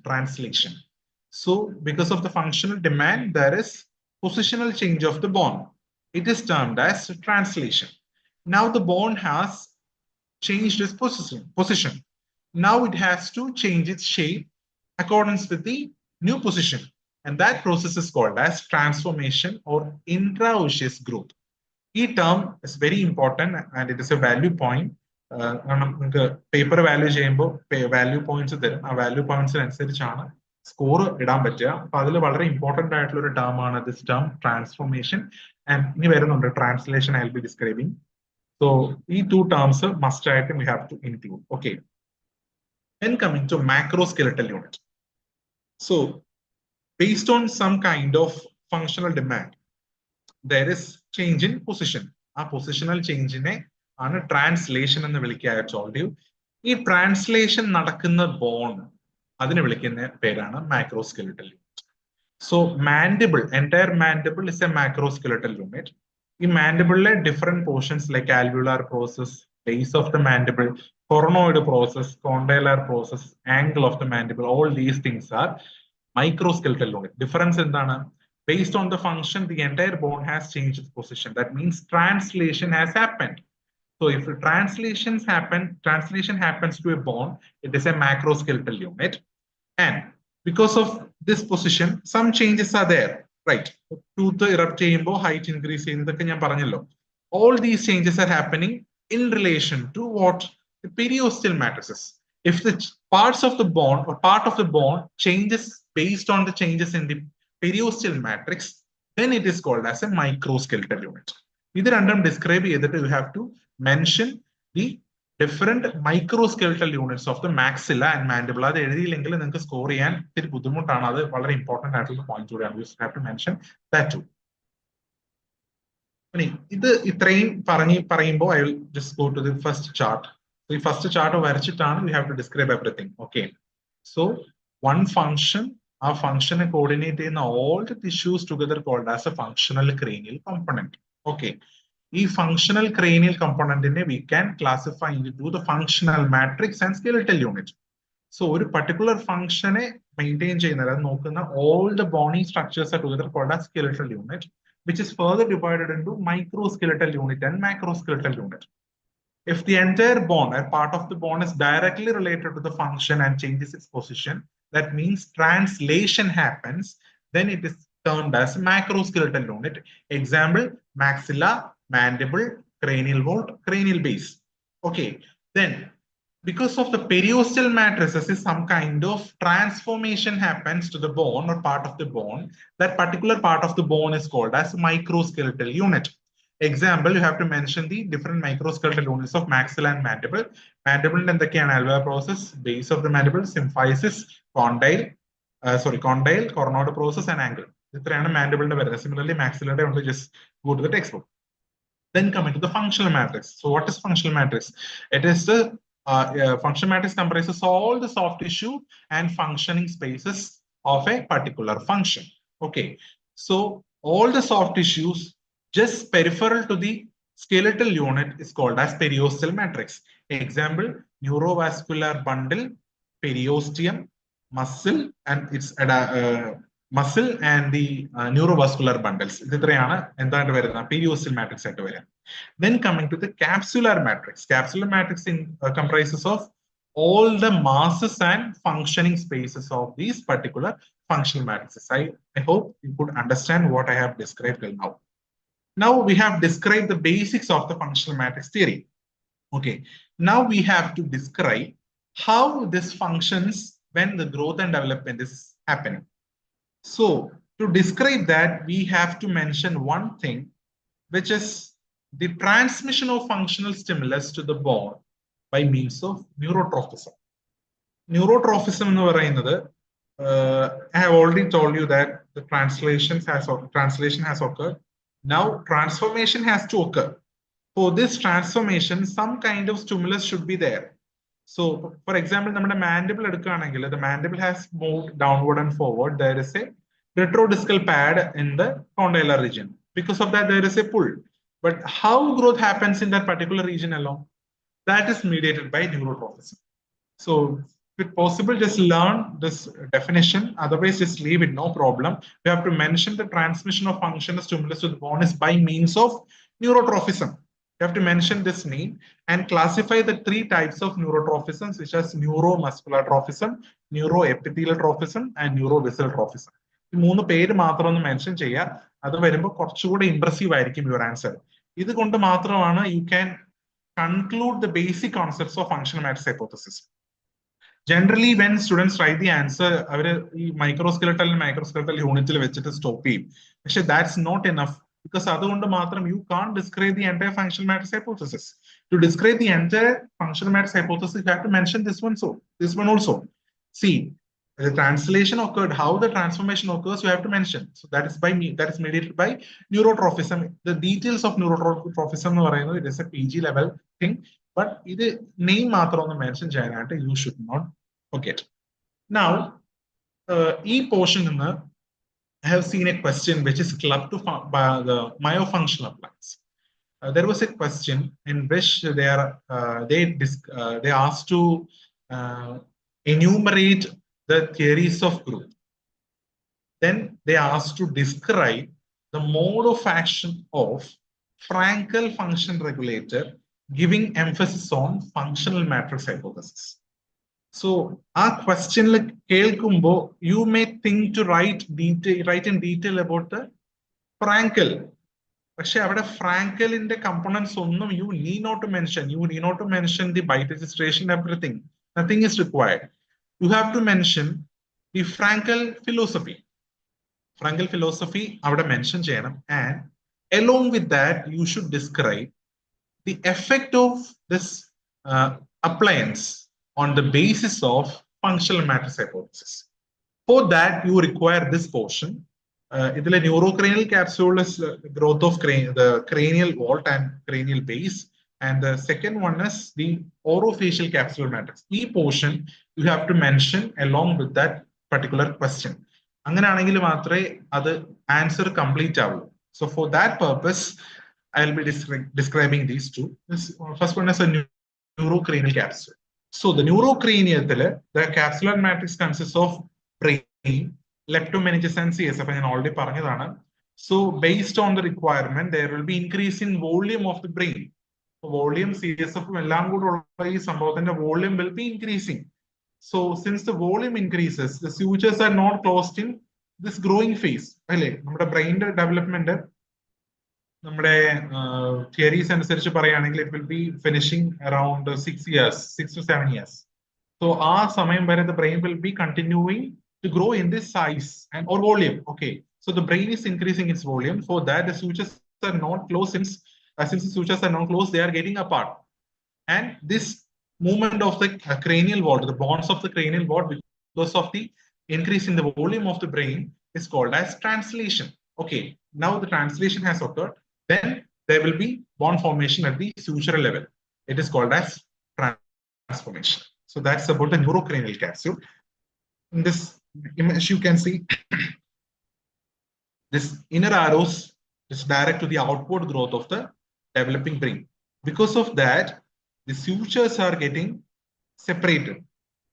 and they are moving outwards from the center. They're moving more outwards from the center, which is called as translation. And because of that separation, there will be bone growth at the sutural region, and it is called as a transformation. So if the question is about a functional matrix hypothesis, you have to conclude with neurocranial capsule and orofacial capsule. If it was clubbed to the craniofacial, the orofacial region alone or the growth of the mandible, you have to confine to that portion only. You need not to mention anything about the neurocranial capsule. So you won't be getting sufficient time to finish the answer. And it will be difficult for you to complete the answer. അപ്പോൾ സമയം ഒരുപാട് പോകുമ്പോൾ question അനുസരിച്ച് മാത്രം answer ചെയ്യുക. If the functional matrix is asked, you have to describe both, but very briefly. If the growth of the mandible is asked, you have to describe that one. So about the orofacial capsule, the limiting layers, as I told, the inner one is mucosa and the outer one is inner one is mucous membrane, outer one is the skin. Okay, so establishment of the orofacial function in spaces causes the translation of the skeletal components, right? And because of this translation, there will be transformation. I can already describe Edana. Just go through the textbook, you can understand it very well. And see, these are the images.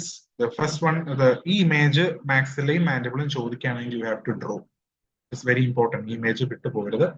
If the growth of the maxilla is asked, you can draw you can mention the maxillary air sinus, which acts as a functional demand, and there is downward and forward growth of the infraorbital nerve.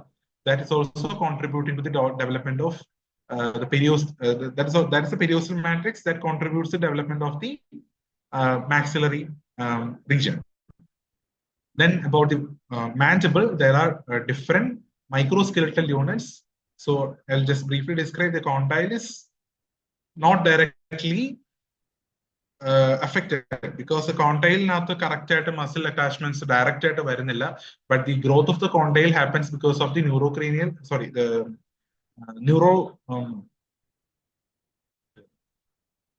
condyle happens because of the pull created by the retrodiscal pad. The coronoid process, the growth of the coronoid process happens because of the pull created by the temporalis muscle. The development of tooth creates a stimulus to the vertical development of the alveolar process, etc. That's about the functional matrix hypothesis. I hope you could understand what it is. Go through the textbook by today itself if it is possible. Otherwise, with all these knowledge that you could get by this class, you just go to the topic today. Okay. Now coming to the second question. Application level questions common. ഇതുവരെ KUHS ചോദിച്ചിട്ടുള്ള application level questions എല്ലാം വന്നിരിക്കുന്നത് supplementary ബാച്ചിനാണ്. പക്ഷെ അതുകൊണ്ട് regular ബാച്ചിന് ചോദിക്കില്ല എന്ന് ഉറപ്പൊന്നുമില്ല. May ask, so they may ask the question. So just ഞാൻ ഒന്ന് രണ്ട് സാമ്പിൾസ് ജസ്റ്റ് കാണിച്ചു തരാം. So the first question, a 9-year-old male patient was brought to a clinic by his mother with a complaint of protruding lower jaw. Protruding lower jaw എന്ന് പറയുമ്പോൾ തന്നെ അറിയാം something related to class 3. Okay. Now, protruding lower jaw base ചെയ്തിട്ട് വരുന്ന ഒരു common short note ആണ് Habsburg jaw. Habsburg jaw. അത് class 3 ആണ്, മാറിപ്പോകരുത്, അത് ഓർത്തു വെക്കുക. Then, profile is concave, lips incompetent with positive lip step. Positive lip step എന്ന് പറയുമ്പോൾ the lower lip is lying in front of the upper lip. That is what meant by the positive lip step, which is most commonly seen in class 3 malocclusion. Negative lip step is seen in class 2 malocclusion, in which upper lip lies ahead of the lower lip. So here in this case, there is a positive lower lip, positive lip step. Then intraoral picture showed a mixed dentition with a mesial step molar relation and a reverse objet. Mesial step molar relation, I think you know. Then the cephalometric analysis showed SNA angle. SNA, it's the analysis is Steener's analysis. SNA angle of 77 degrees and SNB angle of 82 degrees. So these are keywords. That is the diagnosis. We help use keywords. Age 9-year-old ആണ്, protruding lower jaw, profile is concave, lips incompetent, positive lip step, mixed adhesion face ആണ്, mesial step molar relation, and reverse overage is present in the anterior region, SNA 77 and SNB 82 degrees. So the questions are, what is your diagnosis? Second one is write a note on the treatment plan, and the third one is elaborate on the mechanotherapy. So the first question is, what is your diagnosis? Here, നേരത്തെ ഗ്രൂപ്പിൽ പറഞ്ഞതുപോലെ ഒരു question ഞാനിപ്പോൾ ചോദിക്കുകയാണ്. So ഇതിന്റെ answers ഞാനൊരു number display ചെയ്യും. Please send to that number as soon as possible. ആദ്യം കറക്റ്റ് ആൻസേഴ്സ് അയക്കുന്നവരിൽ നിന്നായിരിക്കും വിന്നറിനെ സെലക്ട് ചെയ്യുക. അവർക്ക് നമ്മുടെ ആപ്പിനുള്ള സബ്സ്ക്രിപ്ഷൻ ഫ്രീ ആയിട്ട് ലഭിക്കുന്നതാണ്.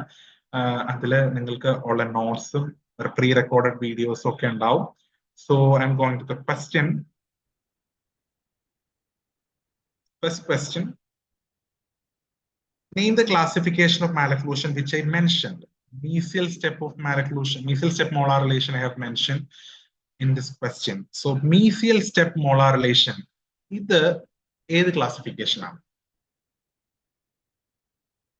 Classification of malocclusion പഠിച്ചിട്ടുള്ളവർക്ക് ഈ നമ്പറിലേക്ക് സെൻഡ് ചെയ്യാം. So ഇത് എല്ലാ ബുക്കിലുള്ള ഒരു classification അല്ല. If you have gone through the pedo classes also, you can get the correct answer. Please send the answers to this phone number as soon as possible. Correct answers കിട്ടുന്നവരിൽ നിന്നും ആദ്യം answer അയക്കുന്നവരിൽ നിന്നുമായിരിക്കും വിന്നറിനെ select ചെയ്യുക. So all the best. Answers ഞാൻ അവസാനം പറഞ്ഞുതരാം. Now coming to, I'm continuing this question discussion. Now, നമുക്ക് തന്നിട്ടുള്ള ഒരു key എന്ന് പറയുന്നത് ആദ്യം പറഞ്ഞ എന്തൊക്കെയായിരുന്നു? Patient is having protruded lower jaw, mesial step molar relation, positive lip step. Okay, everything is said that points to a class 3 malocclusion. Now they have mentioned that the SNA angle is 77 degrees. The normal value of SNA angle is 82 plus or minus 2. That means the SNA angle is less than normal. And they have mentioned the age also. 9 years old male ആണ്. But generally 82 degrees വരില്ല. 82 degrees slightly lesser ആയിരിക്കാം. പക്ഷേ ഇത് 77 degrees ഉള്ളൂ. That means 2 less. That means the maxilla is sagittally deficient. Got it? Maxilla is sagittally deficient, which is shown by this cephalometric parameter. That means it indicates retrognathic maxilla. And the second value is SNB, whose normal value is 80 plus or minus 2. Okay, 80 plus or minus 2, it is 82 degrees. That means the mandible is sagittally excess. That means prognathic mandible. So it's a combination of retrognathic maxilla and prognathic mandible. So what is your diagnosis? ഇത് നിങ്ങൾക്ക് angles classification which classify ചെയ്യാൻ പറ്റില്ല. They haven't mentioned the molar relation. Exact angles classification mention ചെയ്തിട്ടില്ല. So we have to write skeletal class 3 apical base relationship with retrognathic maxilla and prognathic mandible with reverse overjet and incompetent lips. ഇത്രയും കാര്യങ്ങൾ detail ആയിട്ട് നിങ്ങൾ ഡയഗ്നോസിസിൽ skeletal class 3 എന്നുള്ളത് diagnose ചെയ്യണം. And the reason it is because of retrognathic maxilla and prognathic mandible. ഈ മൂന്ന് കാര്യങ്ങൾ if you can get from the question, within a full mark. So this is how you have to identify the case. You have to diagnose the case.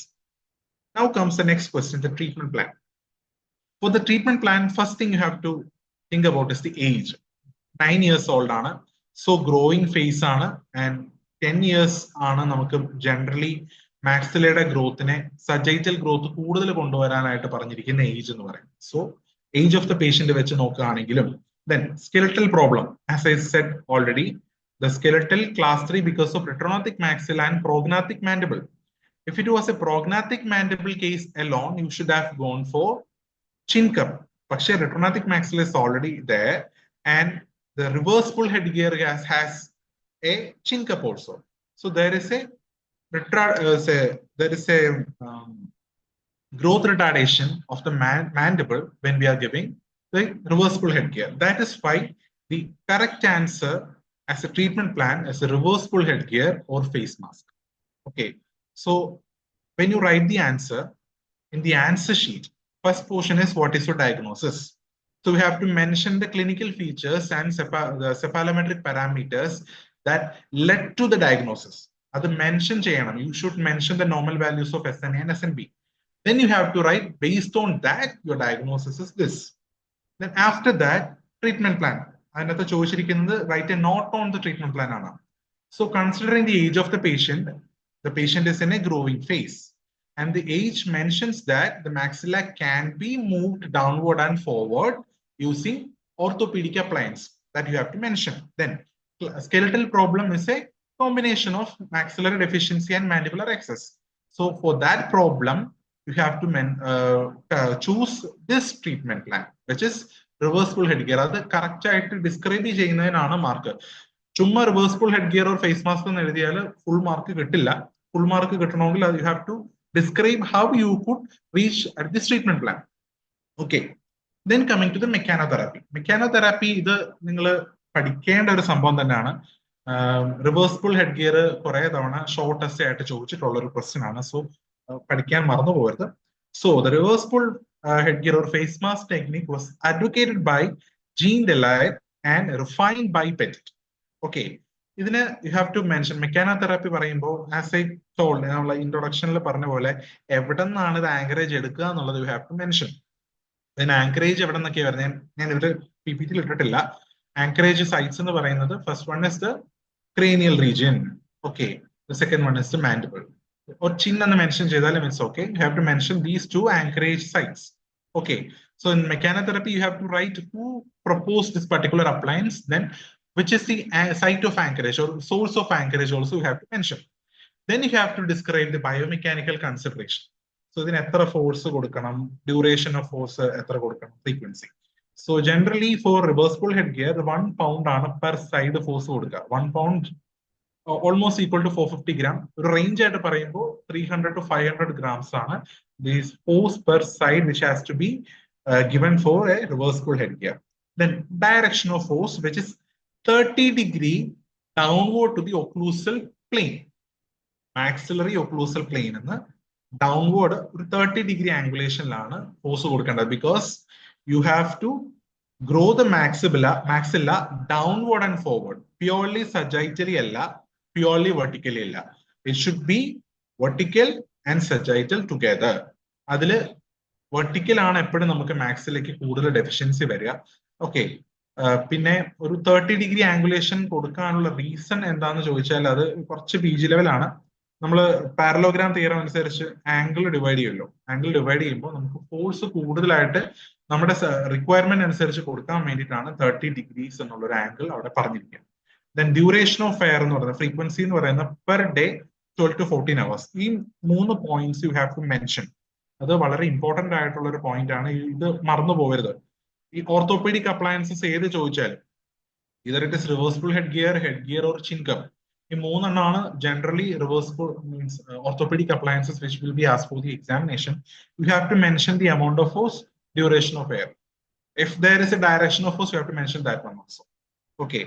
So that's about the biomechanical consideration. Then coming to the parts of reversible headgear, which are chin cup, forehead cap, elastics, intraoral appliance and metal frame. ഈ part mention ചെയ്യണം because നമ്മുടെ question എന്ന് പറയുന്നത് is about mechanotherapy. Now, I have another question. See the image. Now the question is, name the type of face mask shown in this image. Option A, Hickam. Option B, Delaire. Option C, Petit. And option D, Tubinger. ഇതിൽ ഏതാണ് correct answer? Please message to this phone number. Either WhatsApp or text message. Everything both are okay. Either message here. Which one is the correct answer? Name the type of face mask shown in this image.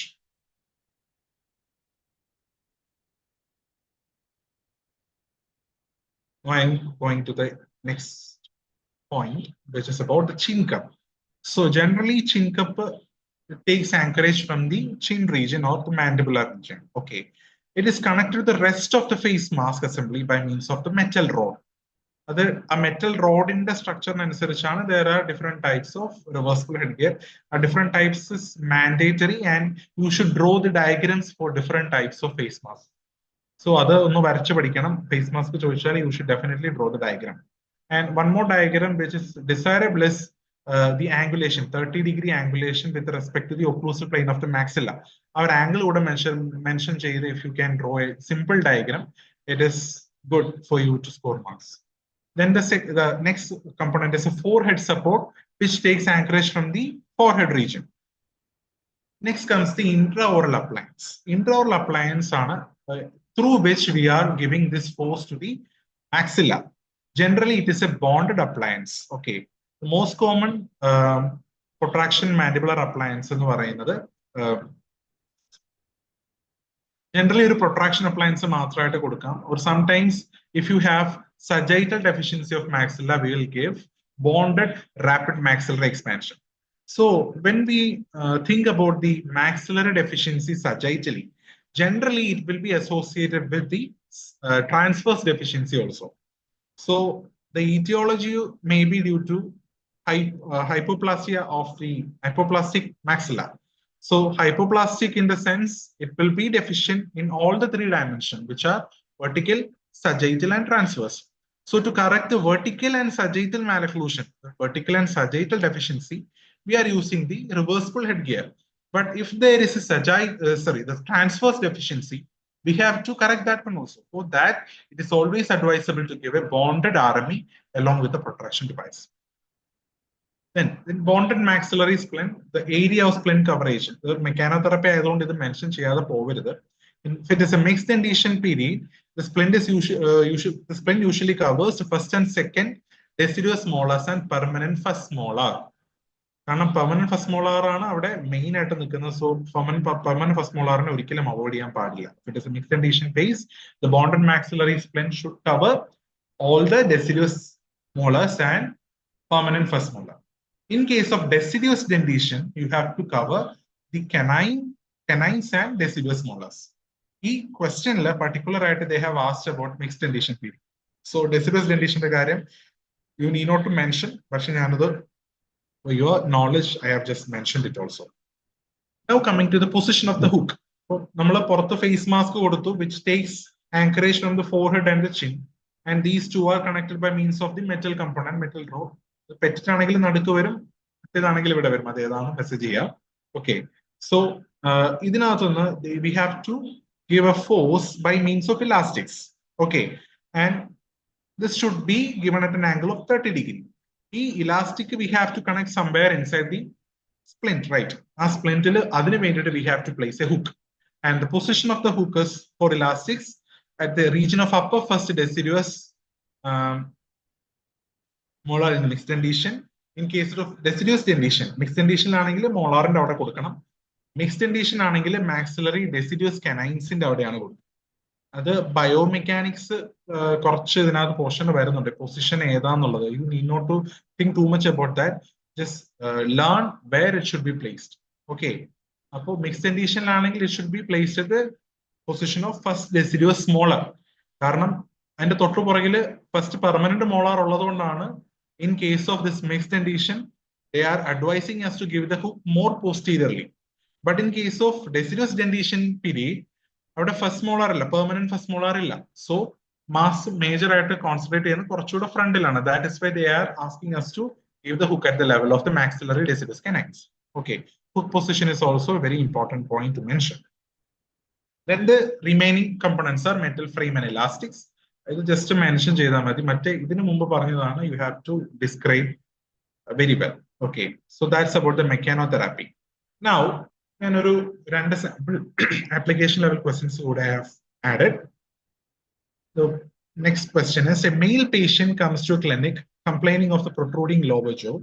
The profile is concave and the lips are incompetent with positive lip step. This is similar to previous one and a similar question. Lot of difference. So the intraoral picture shows class 3 molar relation and a reverse overjet. Cephalometric analysis shows SNA of 82 degrees and SNV of 88 degrees. What's your diagnosis? Discuss the orthopedic and surgical management of the malocclusion. So, see, the age of the patient mentioned the question because they have mentioned in the question So discuss the orthopedic and surgical management. So രണ്ട് ലെവലിലുള്ള അതായത് growing പേഷ്യന്റിലുള്ളതും അഡൾട്ടിലുള്ളതുമായിട്ടുള്ള രണ്ട് types of management ആണ് they have included in this question. So these are the key points. First one is protruding lower jaw. So it is related to class 3. Profile is concave, again class 3. Lips are incompetent, that means protrusion under. Positive lip strap, class 3. That means lower lip is in front. Okay. Then intraoral picture shows class 3 molar relation. So angles class 3 parayam.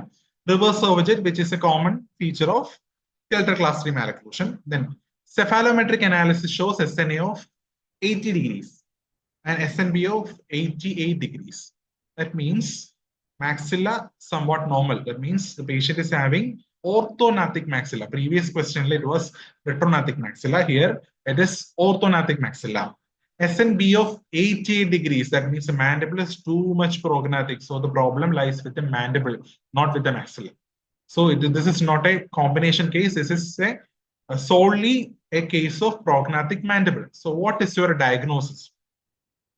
So in diagnosis, you have to mention angles class 3 malocclusion on a class 3 skeletal apical base with prognathic maxilla and orthognathic maxilla and prognathic mandible with incompetent lips.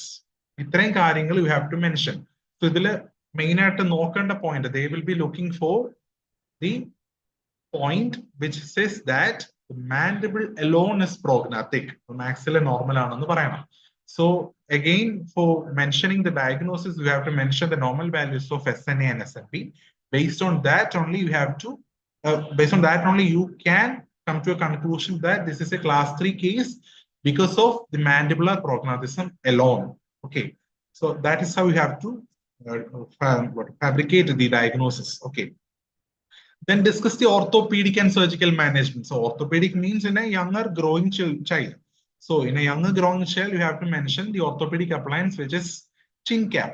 So read about the chin cap and you have to mention everything about the chin cap. ഞാൻ നേരത്തെ face mask ന് പറഞ്ഞ പോലെ അതിന്റെ components പറയണം, biomechanical consideration, duration of air, force, angulation, and the source of anchorage. Everything should be mentioned about the orthopedic appliance in this question, which is chin cap.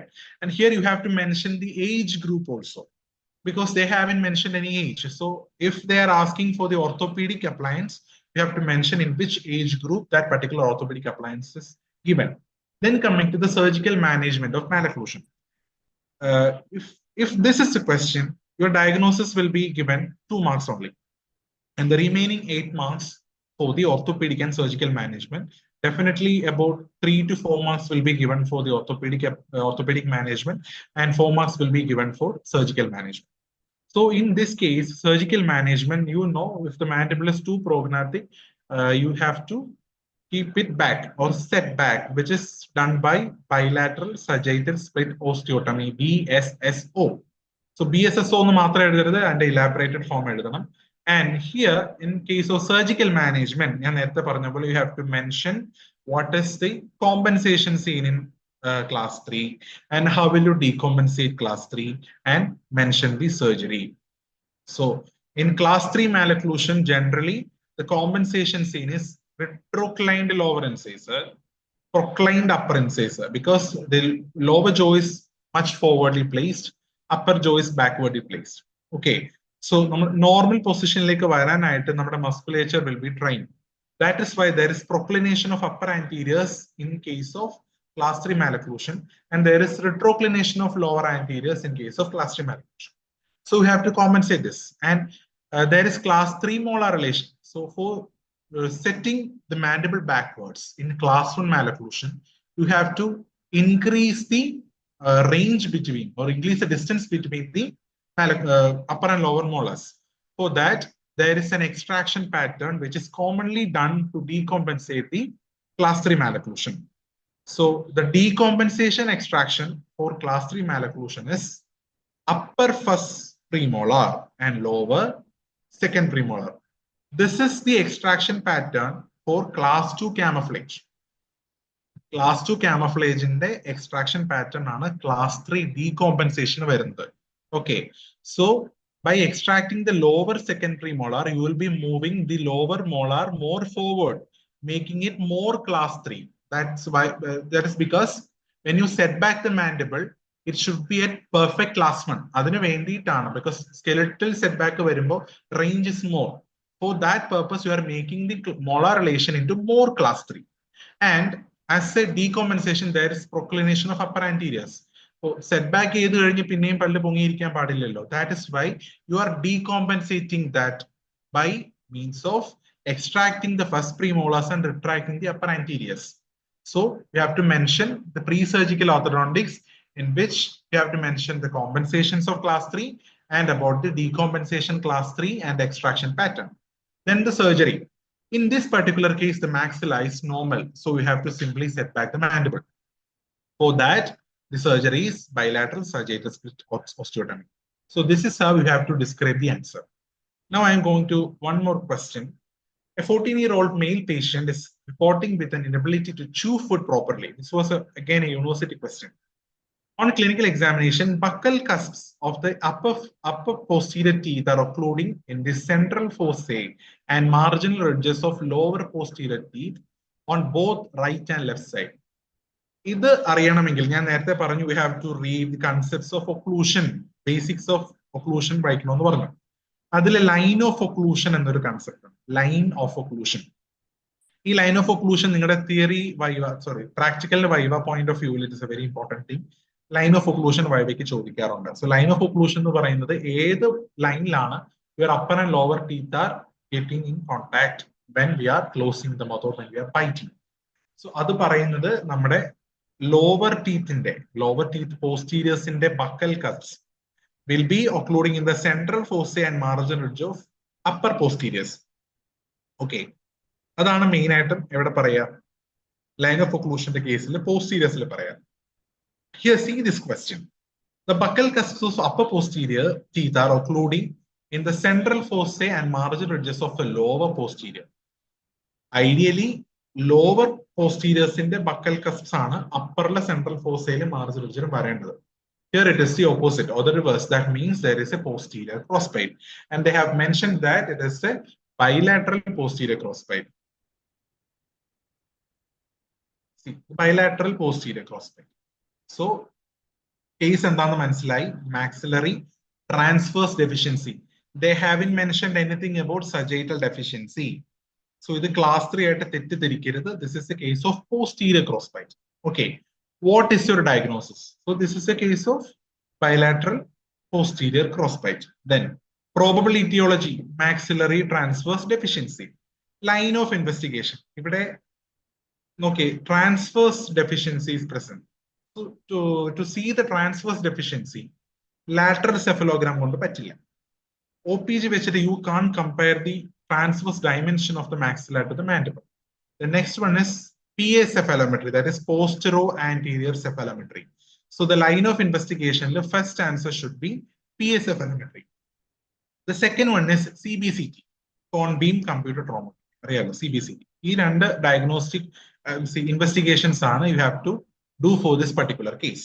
Then management of the problem and retention protocol. Management of problem nu parayumbo engane manage cheyum?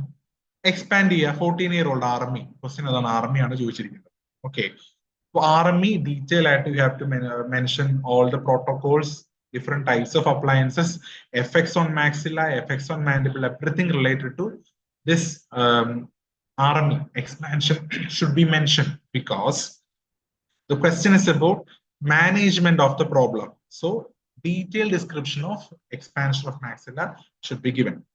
Then coming to the retention protocol. Retention protocol എന്ന് പറയുമ്പോൾ if the patient is having steep cusps, അത് സെൽഫായിട്ട് retain ചെയ്തോളൂ. അല്ലാന്നുണ്ടെങ്കിൽ it is A case of long term retention. അല്ലെങ്കിൽ തിരിച്ചു പോകും. Steep cusps അല്ലാതെ കസ്പൽ height കുറവാണെങ്കിൽ പെട്ടെന്ന് ഒക്ലൂഷൻ തിരിച്ചു പോകാൻ ചാൻസ് ഉണ്ട്. റിലാപ്സ് ടെൻഡൻസി ഭയങ്കര കൂടുതലാണ്. ഓക്കെ. ആൻഡ് ഇവിടെ നിന്ന് വരുന്ന ഒരു വേറൊരു ക്വസ്റ്റ്യൻ ആണ്. As A part of long essay or as a part of short note, you can be asked to describe the differences between rapid maxillary expansion and slow maxillary expansion. And again, for your spotters, നിങ്ങളുടെ practical examination spotters ഉണ്ട്. So spotters in the part item, they can ask to compare the rapid expansion and slow expansion. if you compare that, there is a beautiful graph given in profit. ഇത് രണ്ടിനും finally equal skeletal and dental expansion ആണ് എന്ന് പറഞ്ഞിട്ട് ഒരു graph ഉണ്ട്. So അതൊന്ന് mention ചെയ്യാം. Then effects ഒന്ന് കമ്പയർ ചെയ്യാം. Then appliances and activation schedule. അതിൽ മോസ്റ്റ് ഇമ്പോർട്ടൻറ്റ് ഡിഫറൻസ് വരുന്നത് in the case of activation schedule. അപ്പോൾ രണ്ടിന്റെയും ആക്ടിവേഷൻ ഷെഡ്യൂൾസ് മസ്റ്റ് ആയിട്ട് പഠിക്കണം. അത് മെൻഷൻ ചെയ്യണം. അപ്പോൾ സ്ലോ എക്സ്പാൻഷൻ ചോദിച്ചാലും if the question is about RME, you have to mention the activation schedule.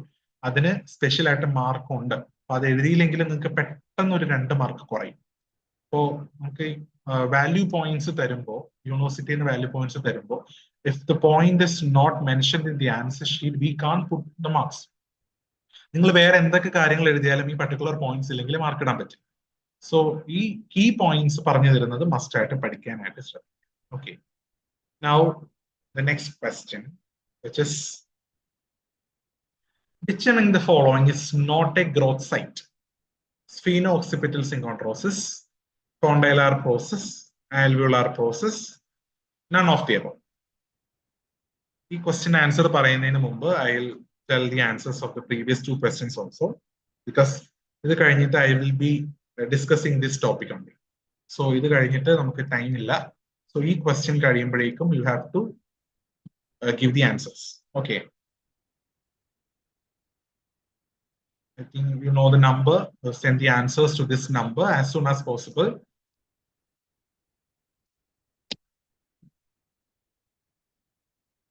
Which among the following is not a growth site? Spheno-occipital synchondrosis, condylar process, alveolar process, none of the above. So the answer to the first question, the question was to name the classification of malocclusion which describes the molar relation in deciduous dentition as mesial step, flush terminal plane, and distal step. It is Baum's classification, BAUME', Baum's classification. I think at least കുറച്ച് പേരെങ്കിലും correct answer അയച്ചിട്ടുണ്ടാവാം. All the best. ആരാണ് winner എന്ന് class കഴിഞ്ഞിട്ട് ഗ്രൂപ്പിൽ അറിയിക്കുന്നതാണ്. And the second question was name the type of face mask or reversible headgear. It was a Delaire type of face mask. So the answer was option B, I think. And for this question, I'll describe what is growth center and growth site. After that, we'll go to the answer. So growth site and growth center. The term was coined by Baum. അതുകൊണ്ടാണ് ഞാൻ ആ answer ഇവിടെ തന്നെ പറഞ്ഞത്. The Baum's classification ആണ് mesial step, flush terminal plane, distal step.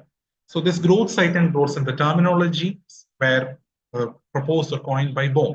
The growth centers are places of endochondral ossification with tissue separating force contributing to the increase in skeletal mass. So definitely it should be a site in which endochondral ossification is happening, and it has a force which is capable of separating the tissues. Tissues in രണ്ട് സൈഡിലേക്ക് separate ചെയ്യാൻ മാത്രം force should be created by the growth of this particular center in which endochondral ossification is happening. That is what named as growth center. Then growth site, the region in which periosteal or sutural bone formation is happening. ഇതെല്ലാം നടക്കുന്ന generally പെരിയോസ്റ്റൽ and സൂച്ചറൽ growth formation നടക്കുന്ന എല്ലാ portions എന്താണ്? Growth site ആണ്. Here arises a question. Condylar region growth site ആണോ growth centre ആണോ? ഞാൻ ഇവിടെ പറഞ്ഞു എൻഡോകോൺഡ്രൽ ഓസിഫിക്കേഷൻ നടക്കുന്നതാണ് എന്ത്? Growth centre. കോണ്ടൈലാർ റീജിയനിൽ എൻഡോകോൺഡ്രൽ ഓസിഫിക്കേഷൻ ആയിട്ടാണ് വരുന്നതെങ്കിലും it is majorly contributed by the pull created by the periosteal. The periosteal matrix in the pull karanamana there is. Okay, so the condylar region, condylar process is a growth site, it is not a growth center. And to add to this, the Profit defines the growth site as a location at which growth occurs, whereas growth center is a location at which independent or genetically controlled growth occurs. So in the answer, as I said already, endochondral ossification has to be mentioned, separate tissue separating force mentioned, and along with that, there is independent genetically controlled growth occurs. ഇത്രയും നടക്കുന്ന ഒരു സൈറ്റിനെയാണ് നമ്മൾ എന്ത് വിളിക്കുന്നത്? Growth center. And all the growth centers are growth sites. പക്ഷെ all growth sites are not growth centers. Okay. അപ്പോൾ നമ്മുടെ suture, alveolar process ഇതെല്ലാം growth sites ആണ്. So going back to the question, which among the following is not a growth site? All growth centers are growth sites. So spheno-occipital synchondrosis is a growth center, yet it is a growth site. Condylar process is a growth site. Alveolar process is a growth site. Will growth site allathathu onnumilla. So answer is none of the above. Option B is the correct answer. Now coming to recent ആയിട്ട് ഒന്ന് രണ്ട് തവണ ചോദിച്ചിട്ടുള്ള question ആണ് sensitization and stabilization. Sensitization is also called as bell decay. So sensitization എന്താണെന്ന് വെച്ചാൽ first thing I will describe what is passivation effect. When we are making this stainless steel, it is called as stainless steel because of the addition of chromium. So chromium add ചെയ്യുന്നതുകൊണ്ട് when the wire comes become exposed to the atmospheric oxygen, it creates a chromium oxide layer on the surface of the stainless steel. That is why it is stainless. Okay. When the steel is heated to a temperature 400 to 900 degrees Celsius, ഇതിന്റെ ഈ feature പോകും. Because അത്രയും temperature higher temperature വരുമ്പോൾ നമ്മുടെ stainless സ്റ്റീലിനെ steel എന്ന് വിളിക്കാൻ കാരണം because of the presence of carbon. Okay, so carbon is already present inside the steel. Okay, and chromium is also present at these temperatures. ഈ ഓക്സിജനുമായിട്ട് combine ചെയ്തിരിക്കുന്ന chromium will combine with the carbon and precipitate as a chromium carbide. ഈ chromium carbide ഈ grain settle ചെയ്യുമ്പോൾ ഗ്രെയിനിന്റെ boundaries ഒക്കെ വന്ന് നിൽക്കും. ഇത് കാരണം ഇതിന്റെ ആ stainless property will be lost. അതുകൊണ്ടാണ് അതിനെ വെൽ ഡീകേ എന്ന് വിളിക്കുക. കാരണം വെൽഡ് ചെയ്യുമ്പോഴേക്ക് ഈ ഹൈ ടെമ്പറേച്ചർ വരും, സോൾഡർ ചെയ്യുമ്പോഴും ഹൈ ടെമ്പറേച്ചർ വരും. സോ ഈ ഹൈ ടെമ്പറേച്ചർ കാരണം ഗ്രെയിൻ ബൗണ്ടറീസിൽ എന്ത് ചെയ്യും? Chromium carbide will be deposited, which leads to failure of formation of chromium oxide layer. That means passivation is not happening. So the loss of this stainless effect, that means the passivation effect is lost, and it is called as sensitization. Okay. So to avoid this, recently when you are making this stainless steel, about 6 times the amount of carbon, titanium adding, so that preferably this carbon is getting combined with the titanium to deposit titanium carbide. അതായത് നമ്മുടെ ക്രോമിയത്തെ spare ചെയ്യാൻ പറ്റും to avoid the loss of passivation effect. അതിനെയാണ് stabilisation. ഈ രണ്ട് കാര്യങ്ങളും you have to mention a few points only. First thing is this temperature. Second thing is formation of chromium carbide. Okay, ഈ രണ്ട് കാര്യങ്ങളും പറയുക. Passivation is also to be mentioned. Then weld decay എന്നുള്ള name അതുകൂടെ mention ചെയ്ത് to mention that it is happening when heat treatment procedures or welding or soldering are done to the stainless steel wire. ഇത്രയും mention ചെയ്യുമ്പോൾ it is everything about sensitization. Then coming to stabilization, you have to mention why it is required, what is added, how much is added. Why it is required to avoid the combination of chromium with the carbon, and what is added, that is titanium. How much it is added, the 6 times the amount of carbon. Okay, that's about that. Then coming to the drift and displacement. ഇത് എസ്സേയുടെ പാർട്ടായിട്ടും short എസ്സേയുടെ പാർട്ടായിട്ടും short നോട്ടായിട്ടും ഒക്കെ സ്ഥിരം കണ്ടുവരുന്ന ഒരു question ആണ് drift and displacement. Drift മാത്രമായിട്ട് ചോദിക്കാറുണ്ട്, displacement ആയിട്ട് ചോദിക്കാറുണ്ട്. So first thing is cortical drift.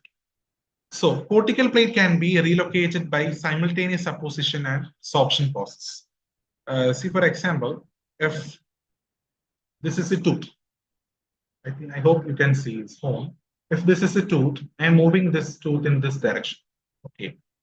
Along with the direction of this movement, the cortical plate, if it is moving more lingually from the buccal side, so it is moving lingually. So on this side there is a labial cortex, on this side there is a parietal or lingual cortex. So when it is moving lingually, there is a change in position of the cortical plate with respect to the formation of bone. With respect to the movement of the tooth. Either it can happen with along with the movement of the tooth, and it can also happen along with the general craniofacial growth. If the cortical plate is drifting to a new position, by means of deposition of bone on one side and resorption of bone on the other side. It is called as cortical drift. Okay, then coming to displacement. I will just describe this image. See, this is the direction of movement of the cortical bone. On this side, that means on your left hand side, there is resorption of bone. On the right hand side, new osteoid layers are laid down by the osteoblast. So there is deposition on one side, resorption on the other side, and there is a coupled resorption and deposition. This kind of movement during the growth is called as cortical drift. Okay. Now, tooth movement in the just example cortical drift is what happens with the growth. Okay. The same thing happens when tooth is moving. Okay, a tooth move it is bone modeling, bone remodeling. But as a part of growth, what happens is bone modeling. So this cortical drift is an example for bone modeling. So in which there is coupled resorption and deposition of bone on two sides of the cortical plate. So that's about cortical drift. Then coming to displacement. Displacement is the movement of entire bone, not as a part of bone, the movement of entire bone as a result of growth. It is called as displacement. The displacement is classified into two: primary displacement and secondary displacement. So primary displacement and the it is happening as a result of growth by a bone by its own. See this image. In the first image, you can see that the maxilla is moving downward and forward. That is a normal growth happens to the maxilla. If this movement happens because of the deposition of the bone at the posterior superior aspect of the maxilla, it is considered as primary displacement of the maxilla. See the second picture. One side bone deposition, mate side bone resorption. As a result, this entire bone one side move. So entire bone, because of the deposition and resorption happening in the same bone, moves to one side. It is called as primary displacement. See the mandible. See, there is growth happens in the posterior aspect of the mandible. See the ramal region. In the anterior border of the ramus, there is resorption of bone. On the posterior border of the ramus, there is deposition of the bone. So this remodeling happens inside the bone itself. And because of this, the entire bone is moving downward and forward. And this movement is called as primary displacement.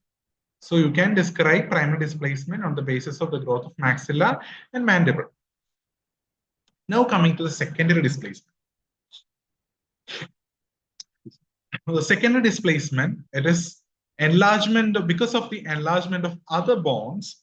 If one bone moving in a direction, it is called as secondary displacement. See in the picture, there is downward and forward growth of the nasomaxillary complex and the cranial base. Because of this growth, it is not the growth of the maxilla, it is because of the growth of the cranial base region. The maxilla is moving downward and forward. This is an example for secondary displacement. That is depicted in the second picture. There is no special mechanisms happening inside the maxilla, but because of the base of the maxilla, the base of the maxilla attached on the cranial base. So, in the basic portion, there is a growth because of that, the forward and downward growth of the maxilla. So, these two types of growth, that means primary displacement, secondary displacement, maxillary growth. These random separate entities, they are described separately, but random there is downward and forward growth of the maxilla is happening. Now coming to the self-retaining malocclusions. This is question. This is also a very important question. Self-retaining malocclusions. Self-retaining malocclusions, once we have corrected certain malocclusions, we don't require a prolonged retention. Anganatha cases self-retaining malocclusions. You have to mention what is meant by self-retaining malocclusions, and you have to mention the examples. So what is self-retaining malocclusion is nothing but the malocclusions once corrected by means of orthodontic mechanics, either fixed appliance, removable appliance, or surgical correction. Whatever it is, if once it is corrected, it should maintain its corrected position without any retention protocol or with minimal retention protocol. അത് എല്ലാ കേസിലും without എന്ന് correct ആയിട്ട് പറയാൻ പറ്റില്ല. ചില കേസിൽ minimal retention ഉള്ളതും we can classify as self retaining malocclusion. So it is examples are, ഇതിന് നമുക്ക് വേറൊരു പേരുടെ പറയാം, natural or no retention malocclusions എന്നും ക്ലാസിഫൈ ചെയ്യാം. Examples are corrected anterior crossbite with an adequate overbite. See, when you correct the anterior crossbite, the upper anteriors are behind the lower anteriors in the starting phase. We are correcting the malocclusion by jumping the bite. So when we have corrected the reverse overjet, if there is adequate overbite, then this corrected malocclusion will maintain the corrected position. Okay, that is about the corrected anterior crossbite. When it is having adequate overbite, if it is a 0 mm overbite, it will get relapse. So relapse ഉണ്ടാവാതിരിക്കണമെങ്കിൽ there should be sufficient overbite. Next, what comes is a serial extraction procedure. അതൊരു long area ആണ്, ഞാൻ അതിലേക്ക് പോകുന്നില്ല. Serial extraction, we are extracting the deciduous and permanent teeth in a sequential order.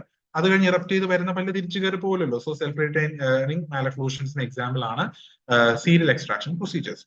The next one is blocked out or highly placed teeth after opening up space and allowing them to erupt. Suppose ഒരു generalized spacing ഉള്ള ഒരു കേസിൽ one canine is ectopically erupted or it is impacted. So we are opening space for that particular canine to erupt and we are allowing it to erupt by itself or by means of any orthodontic procedure, either surgical eruption or natural eruption. Okay, erupt ചെയ്ത് കൊണ്ടുവരികയാണെങ്കിൽ opened up space il vanna canine position will be maintained by natural process.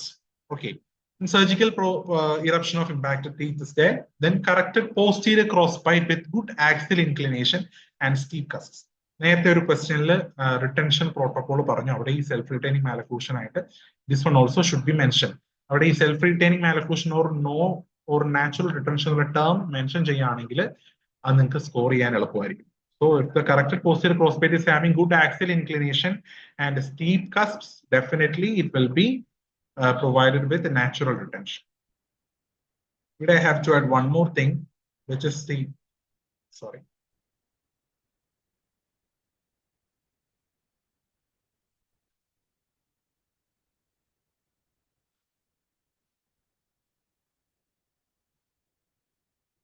Permanent retention. Permanent retention rare ആയിട്ട് മാത്രം ചോദിച്ചിട്ടുള്ളതാണ്. Since it has asked about this, already asked about the no or natural retention, ഇതൊരു expect ചെയ്യാൻ പറ്റുന്ന ഒരു question ആണ്. And retention റിലാപ്സിലെ ക്വസ്റ്റ്യനില് ക്ലാസിഫിക്കേഷനിൽ റിട്ടൻഷൻ പെർമനന്റ് റിട്ടൻഷൻ മെൻഷൻ ചെയ്യുന്നുണ്ട്. So you should know this. And certain മാലക്ലൂഷൻസിന്റെ റിട്ടൻഷൻ ആയിട്ട് ആഡ് ചെയ്യാൻ, അതായത് കോമൺ മാലക്ലൂഷൻസ് ബ്രീഫ് നോട്ടായിട്ട് വരികയാണെങ്കിൽ അതിന്റെ മാനേജ്മെന്റിന്റെ കൂട്ടത്തിൽ you have to mention the retention also. ഇപ്പോൾ മാനേജ്മെന്റ് എഴുതുമ്പോൾ റിട്ടൻഷൻ എഴുതുവാണെങ്കിൽ കുറച്ചുകൂടെ സ്കോർ കിട്ടാൻ ഉള്ള ചാൻസ് ഉണ്ട്. അപ്പോൾ 3 മാർക്സിന്റെ ക്വസ്റ്റ്യൻ മിഡ്ലൈൻ ഡയസ്റ്റമയുടെ മാനേജ്മെന്റ് ചോദിച്ചു, മാനേജ്മെന്റ് എഴുതി, അപ്പോൾ മാക്സിമം 2.5 തരും. ഓക്കെ, റിട്ടൻഷൻ പ്രോട്ടോകോൾ കൂടെ താൻ മെൻഷൻ ചെയ്യുകയാണെങ്കിൽ definitely you will get 3. Okay, അപ്പോൾ എക്സാമ്പിൾസ് ആർ മിഡ്ലൈൻ ഡയസ്റ്റമ. എന്തുകൊണ്ടാണ് പെർമനന്റ് റിട്ടൻഷൻ വേണ്ടി വരുന്നത്? There is always A chance for regrowth of the crossing frenal attachment. Then severe rotation, avada precision mention cheyanam, along with that permanent retention mention cheyanam. Arch expansion achieved without ensuring good occlusion. Nette paranju arch expansion, if it is having good occlusion and good axial inclination, the steep cuspal heights, it will be retained by itself. പക്ഷെ അതില്ല, cusp height ഇല്ല, permanent നല്ല good angulation of posteriors ഇല്ല, then it is a case which requires permanent retention. Then expanded arches in cleft lip and palate. That is also a very important case because maxilla is already hypoplastic, so there is a chance for relapse. Then mandibular arch expansion. Mandible cannot be permanently expanded. So if you expand the mandible slightly, it's actually dentoalveolar expansion. It is not truly a skeletal expansion in case of mandible, because the mandible is entirely a bone without any kind of sutures in between positions. Okay. So because of that, if you try to expand the mandible, it is only arch expansion. It is not skeletal expansion. So it requires permanent retention or long-term retention. Then coming to abnormal musculature or pressure habits. For example, this lip pressure habits of the lip. So certain cases like class 2 cases are having lip trap as a pressure habit. In that case, നമ്മൾ class 2 perfect ആയിട്ട് correct ചെയ്തിട്ടില്ല എന്നുണ്ടെങ്കിൽ that require A permanent retention. Okay, then other pressure habits example പറയാനാണെങ്കിൽ ഈ തം sucking habit, അത് മാലക്ലൂഷൻ correct ചെയ്താലും തം സക്കിംഗ് മെയിൻറ്റൈൻഡ് ആണെങ്കിൽ again it requires a permanent retention. Then other abnormal muscle like hyperactive mentalis. If hyperactive mentalis is still active, even after the correction, the muscle is active, so you have to give a permanent retention. Otherwise, lower arch collapse, lower arch collapse. Then certain class 2 due to deep bite cases. Generally, the reason for deep bite in these cases are because of the absence of opposing tooth. Opposing tooth, it will be lower incisors will be supraerupting. So in certain class 2 due to cases, permanent retention is required to maintain the corrected overbite. Otherwise, it will go to the deep bite again. Then generalized spacing cases. Generalized spacing, gingival periodontal fibers will be pulling apart. Periostiotinullile means periodontiatinathu recognition avunavare we have to give retention. Pinne generally generalized spacing may be because of tooth size arch length discrepancy. So certain cases we space closure we are confining the teeth into a smaller area. Larger arch bigger arch comparatively teeth in the size is smaller. In certain cases, if we are retracting and closing the space forcefully, then we won't be able to maintain that corrected position because നമ്മുടെ ബക്സിനേറ്റർ mechanism അനുസരിച്ച് അകത്ത് tongue ഉണ്ട്. Inside there is tongue, outside lip ഉണ്ട്. അപ്പൊ neutral zone I think you all know there is a neutral zone between the inward force created by the extra oral muscles and outward force created by the tongue. So ഈ spaced ആയിട്ട് നിൽക്കുന്ന കണ്ടീഷനെ നമ്മൾ ഒരുപാട് confine ചെയ്ത് നിർത്തുമ്പോൾ there will be more pushing force created by the pressure by the tongue. So it can easily relax. So certain those cases also there is a requirement of indefinite or prolonged retention. So that's about today's class. It's already 9:35, so I think നമ്മൾ കുറെ അധികം കാര്യങ്ങൾ we have discussed. So എന്തെങ്കിലും doubts ഉണ്ടെങ്കിൽ please ഗ്രൂപ്പിൽ mention ചെയ്യുക. And interest topics കൂടെ ദയവ് ചെയ്ത് ഒന്ന് അറിയിക്കുക. So that we can discuss all those topics in the remaining classes. Okay,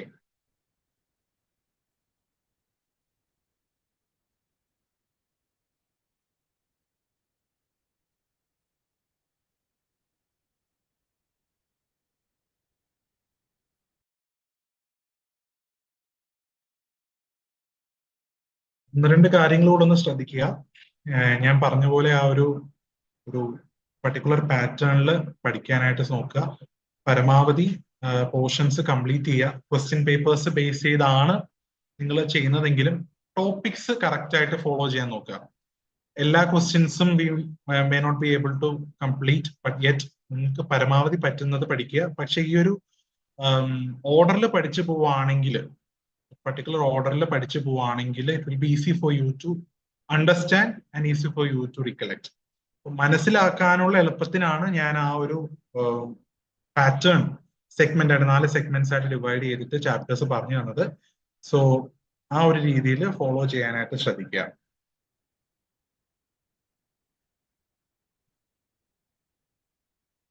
അപ്പോ എല്ലാവരും നന്നായിട്ട് പഠിക്കുക, മാക്സിമം ടൈം യൂട്ടിലൈസ് ചെയ്യുക.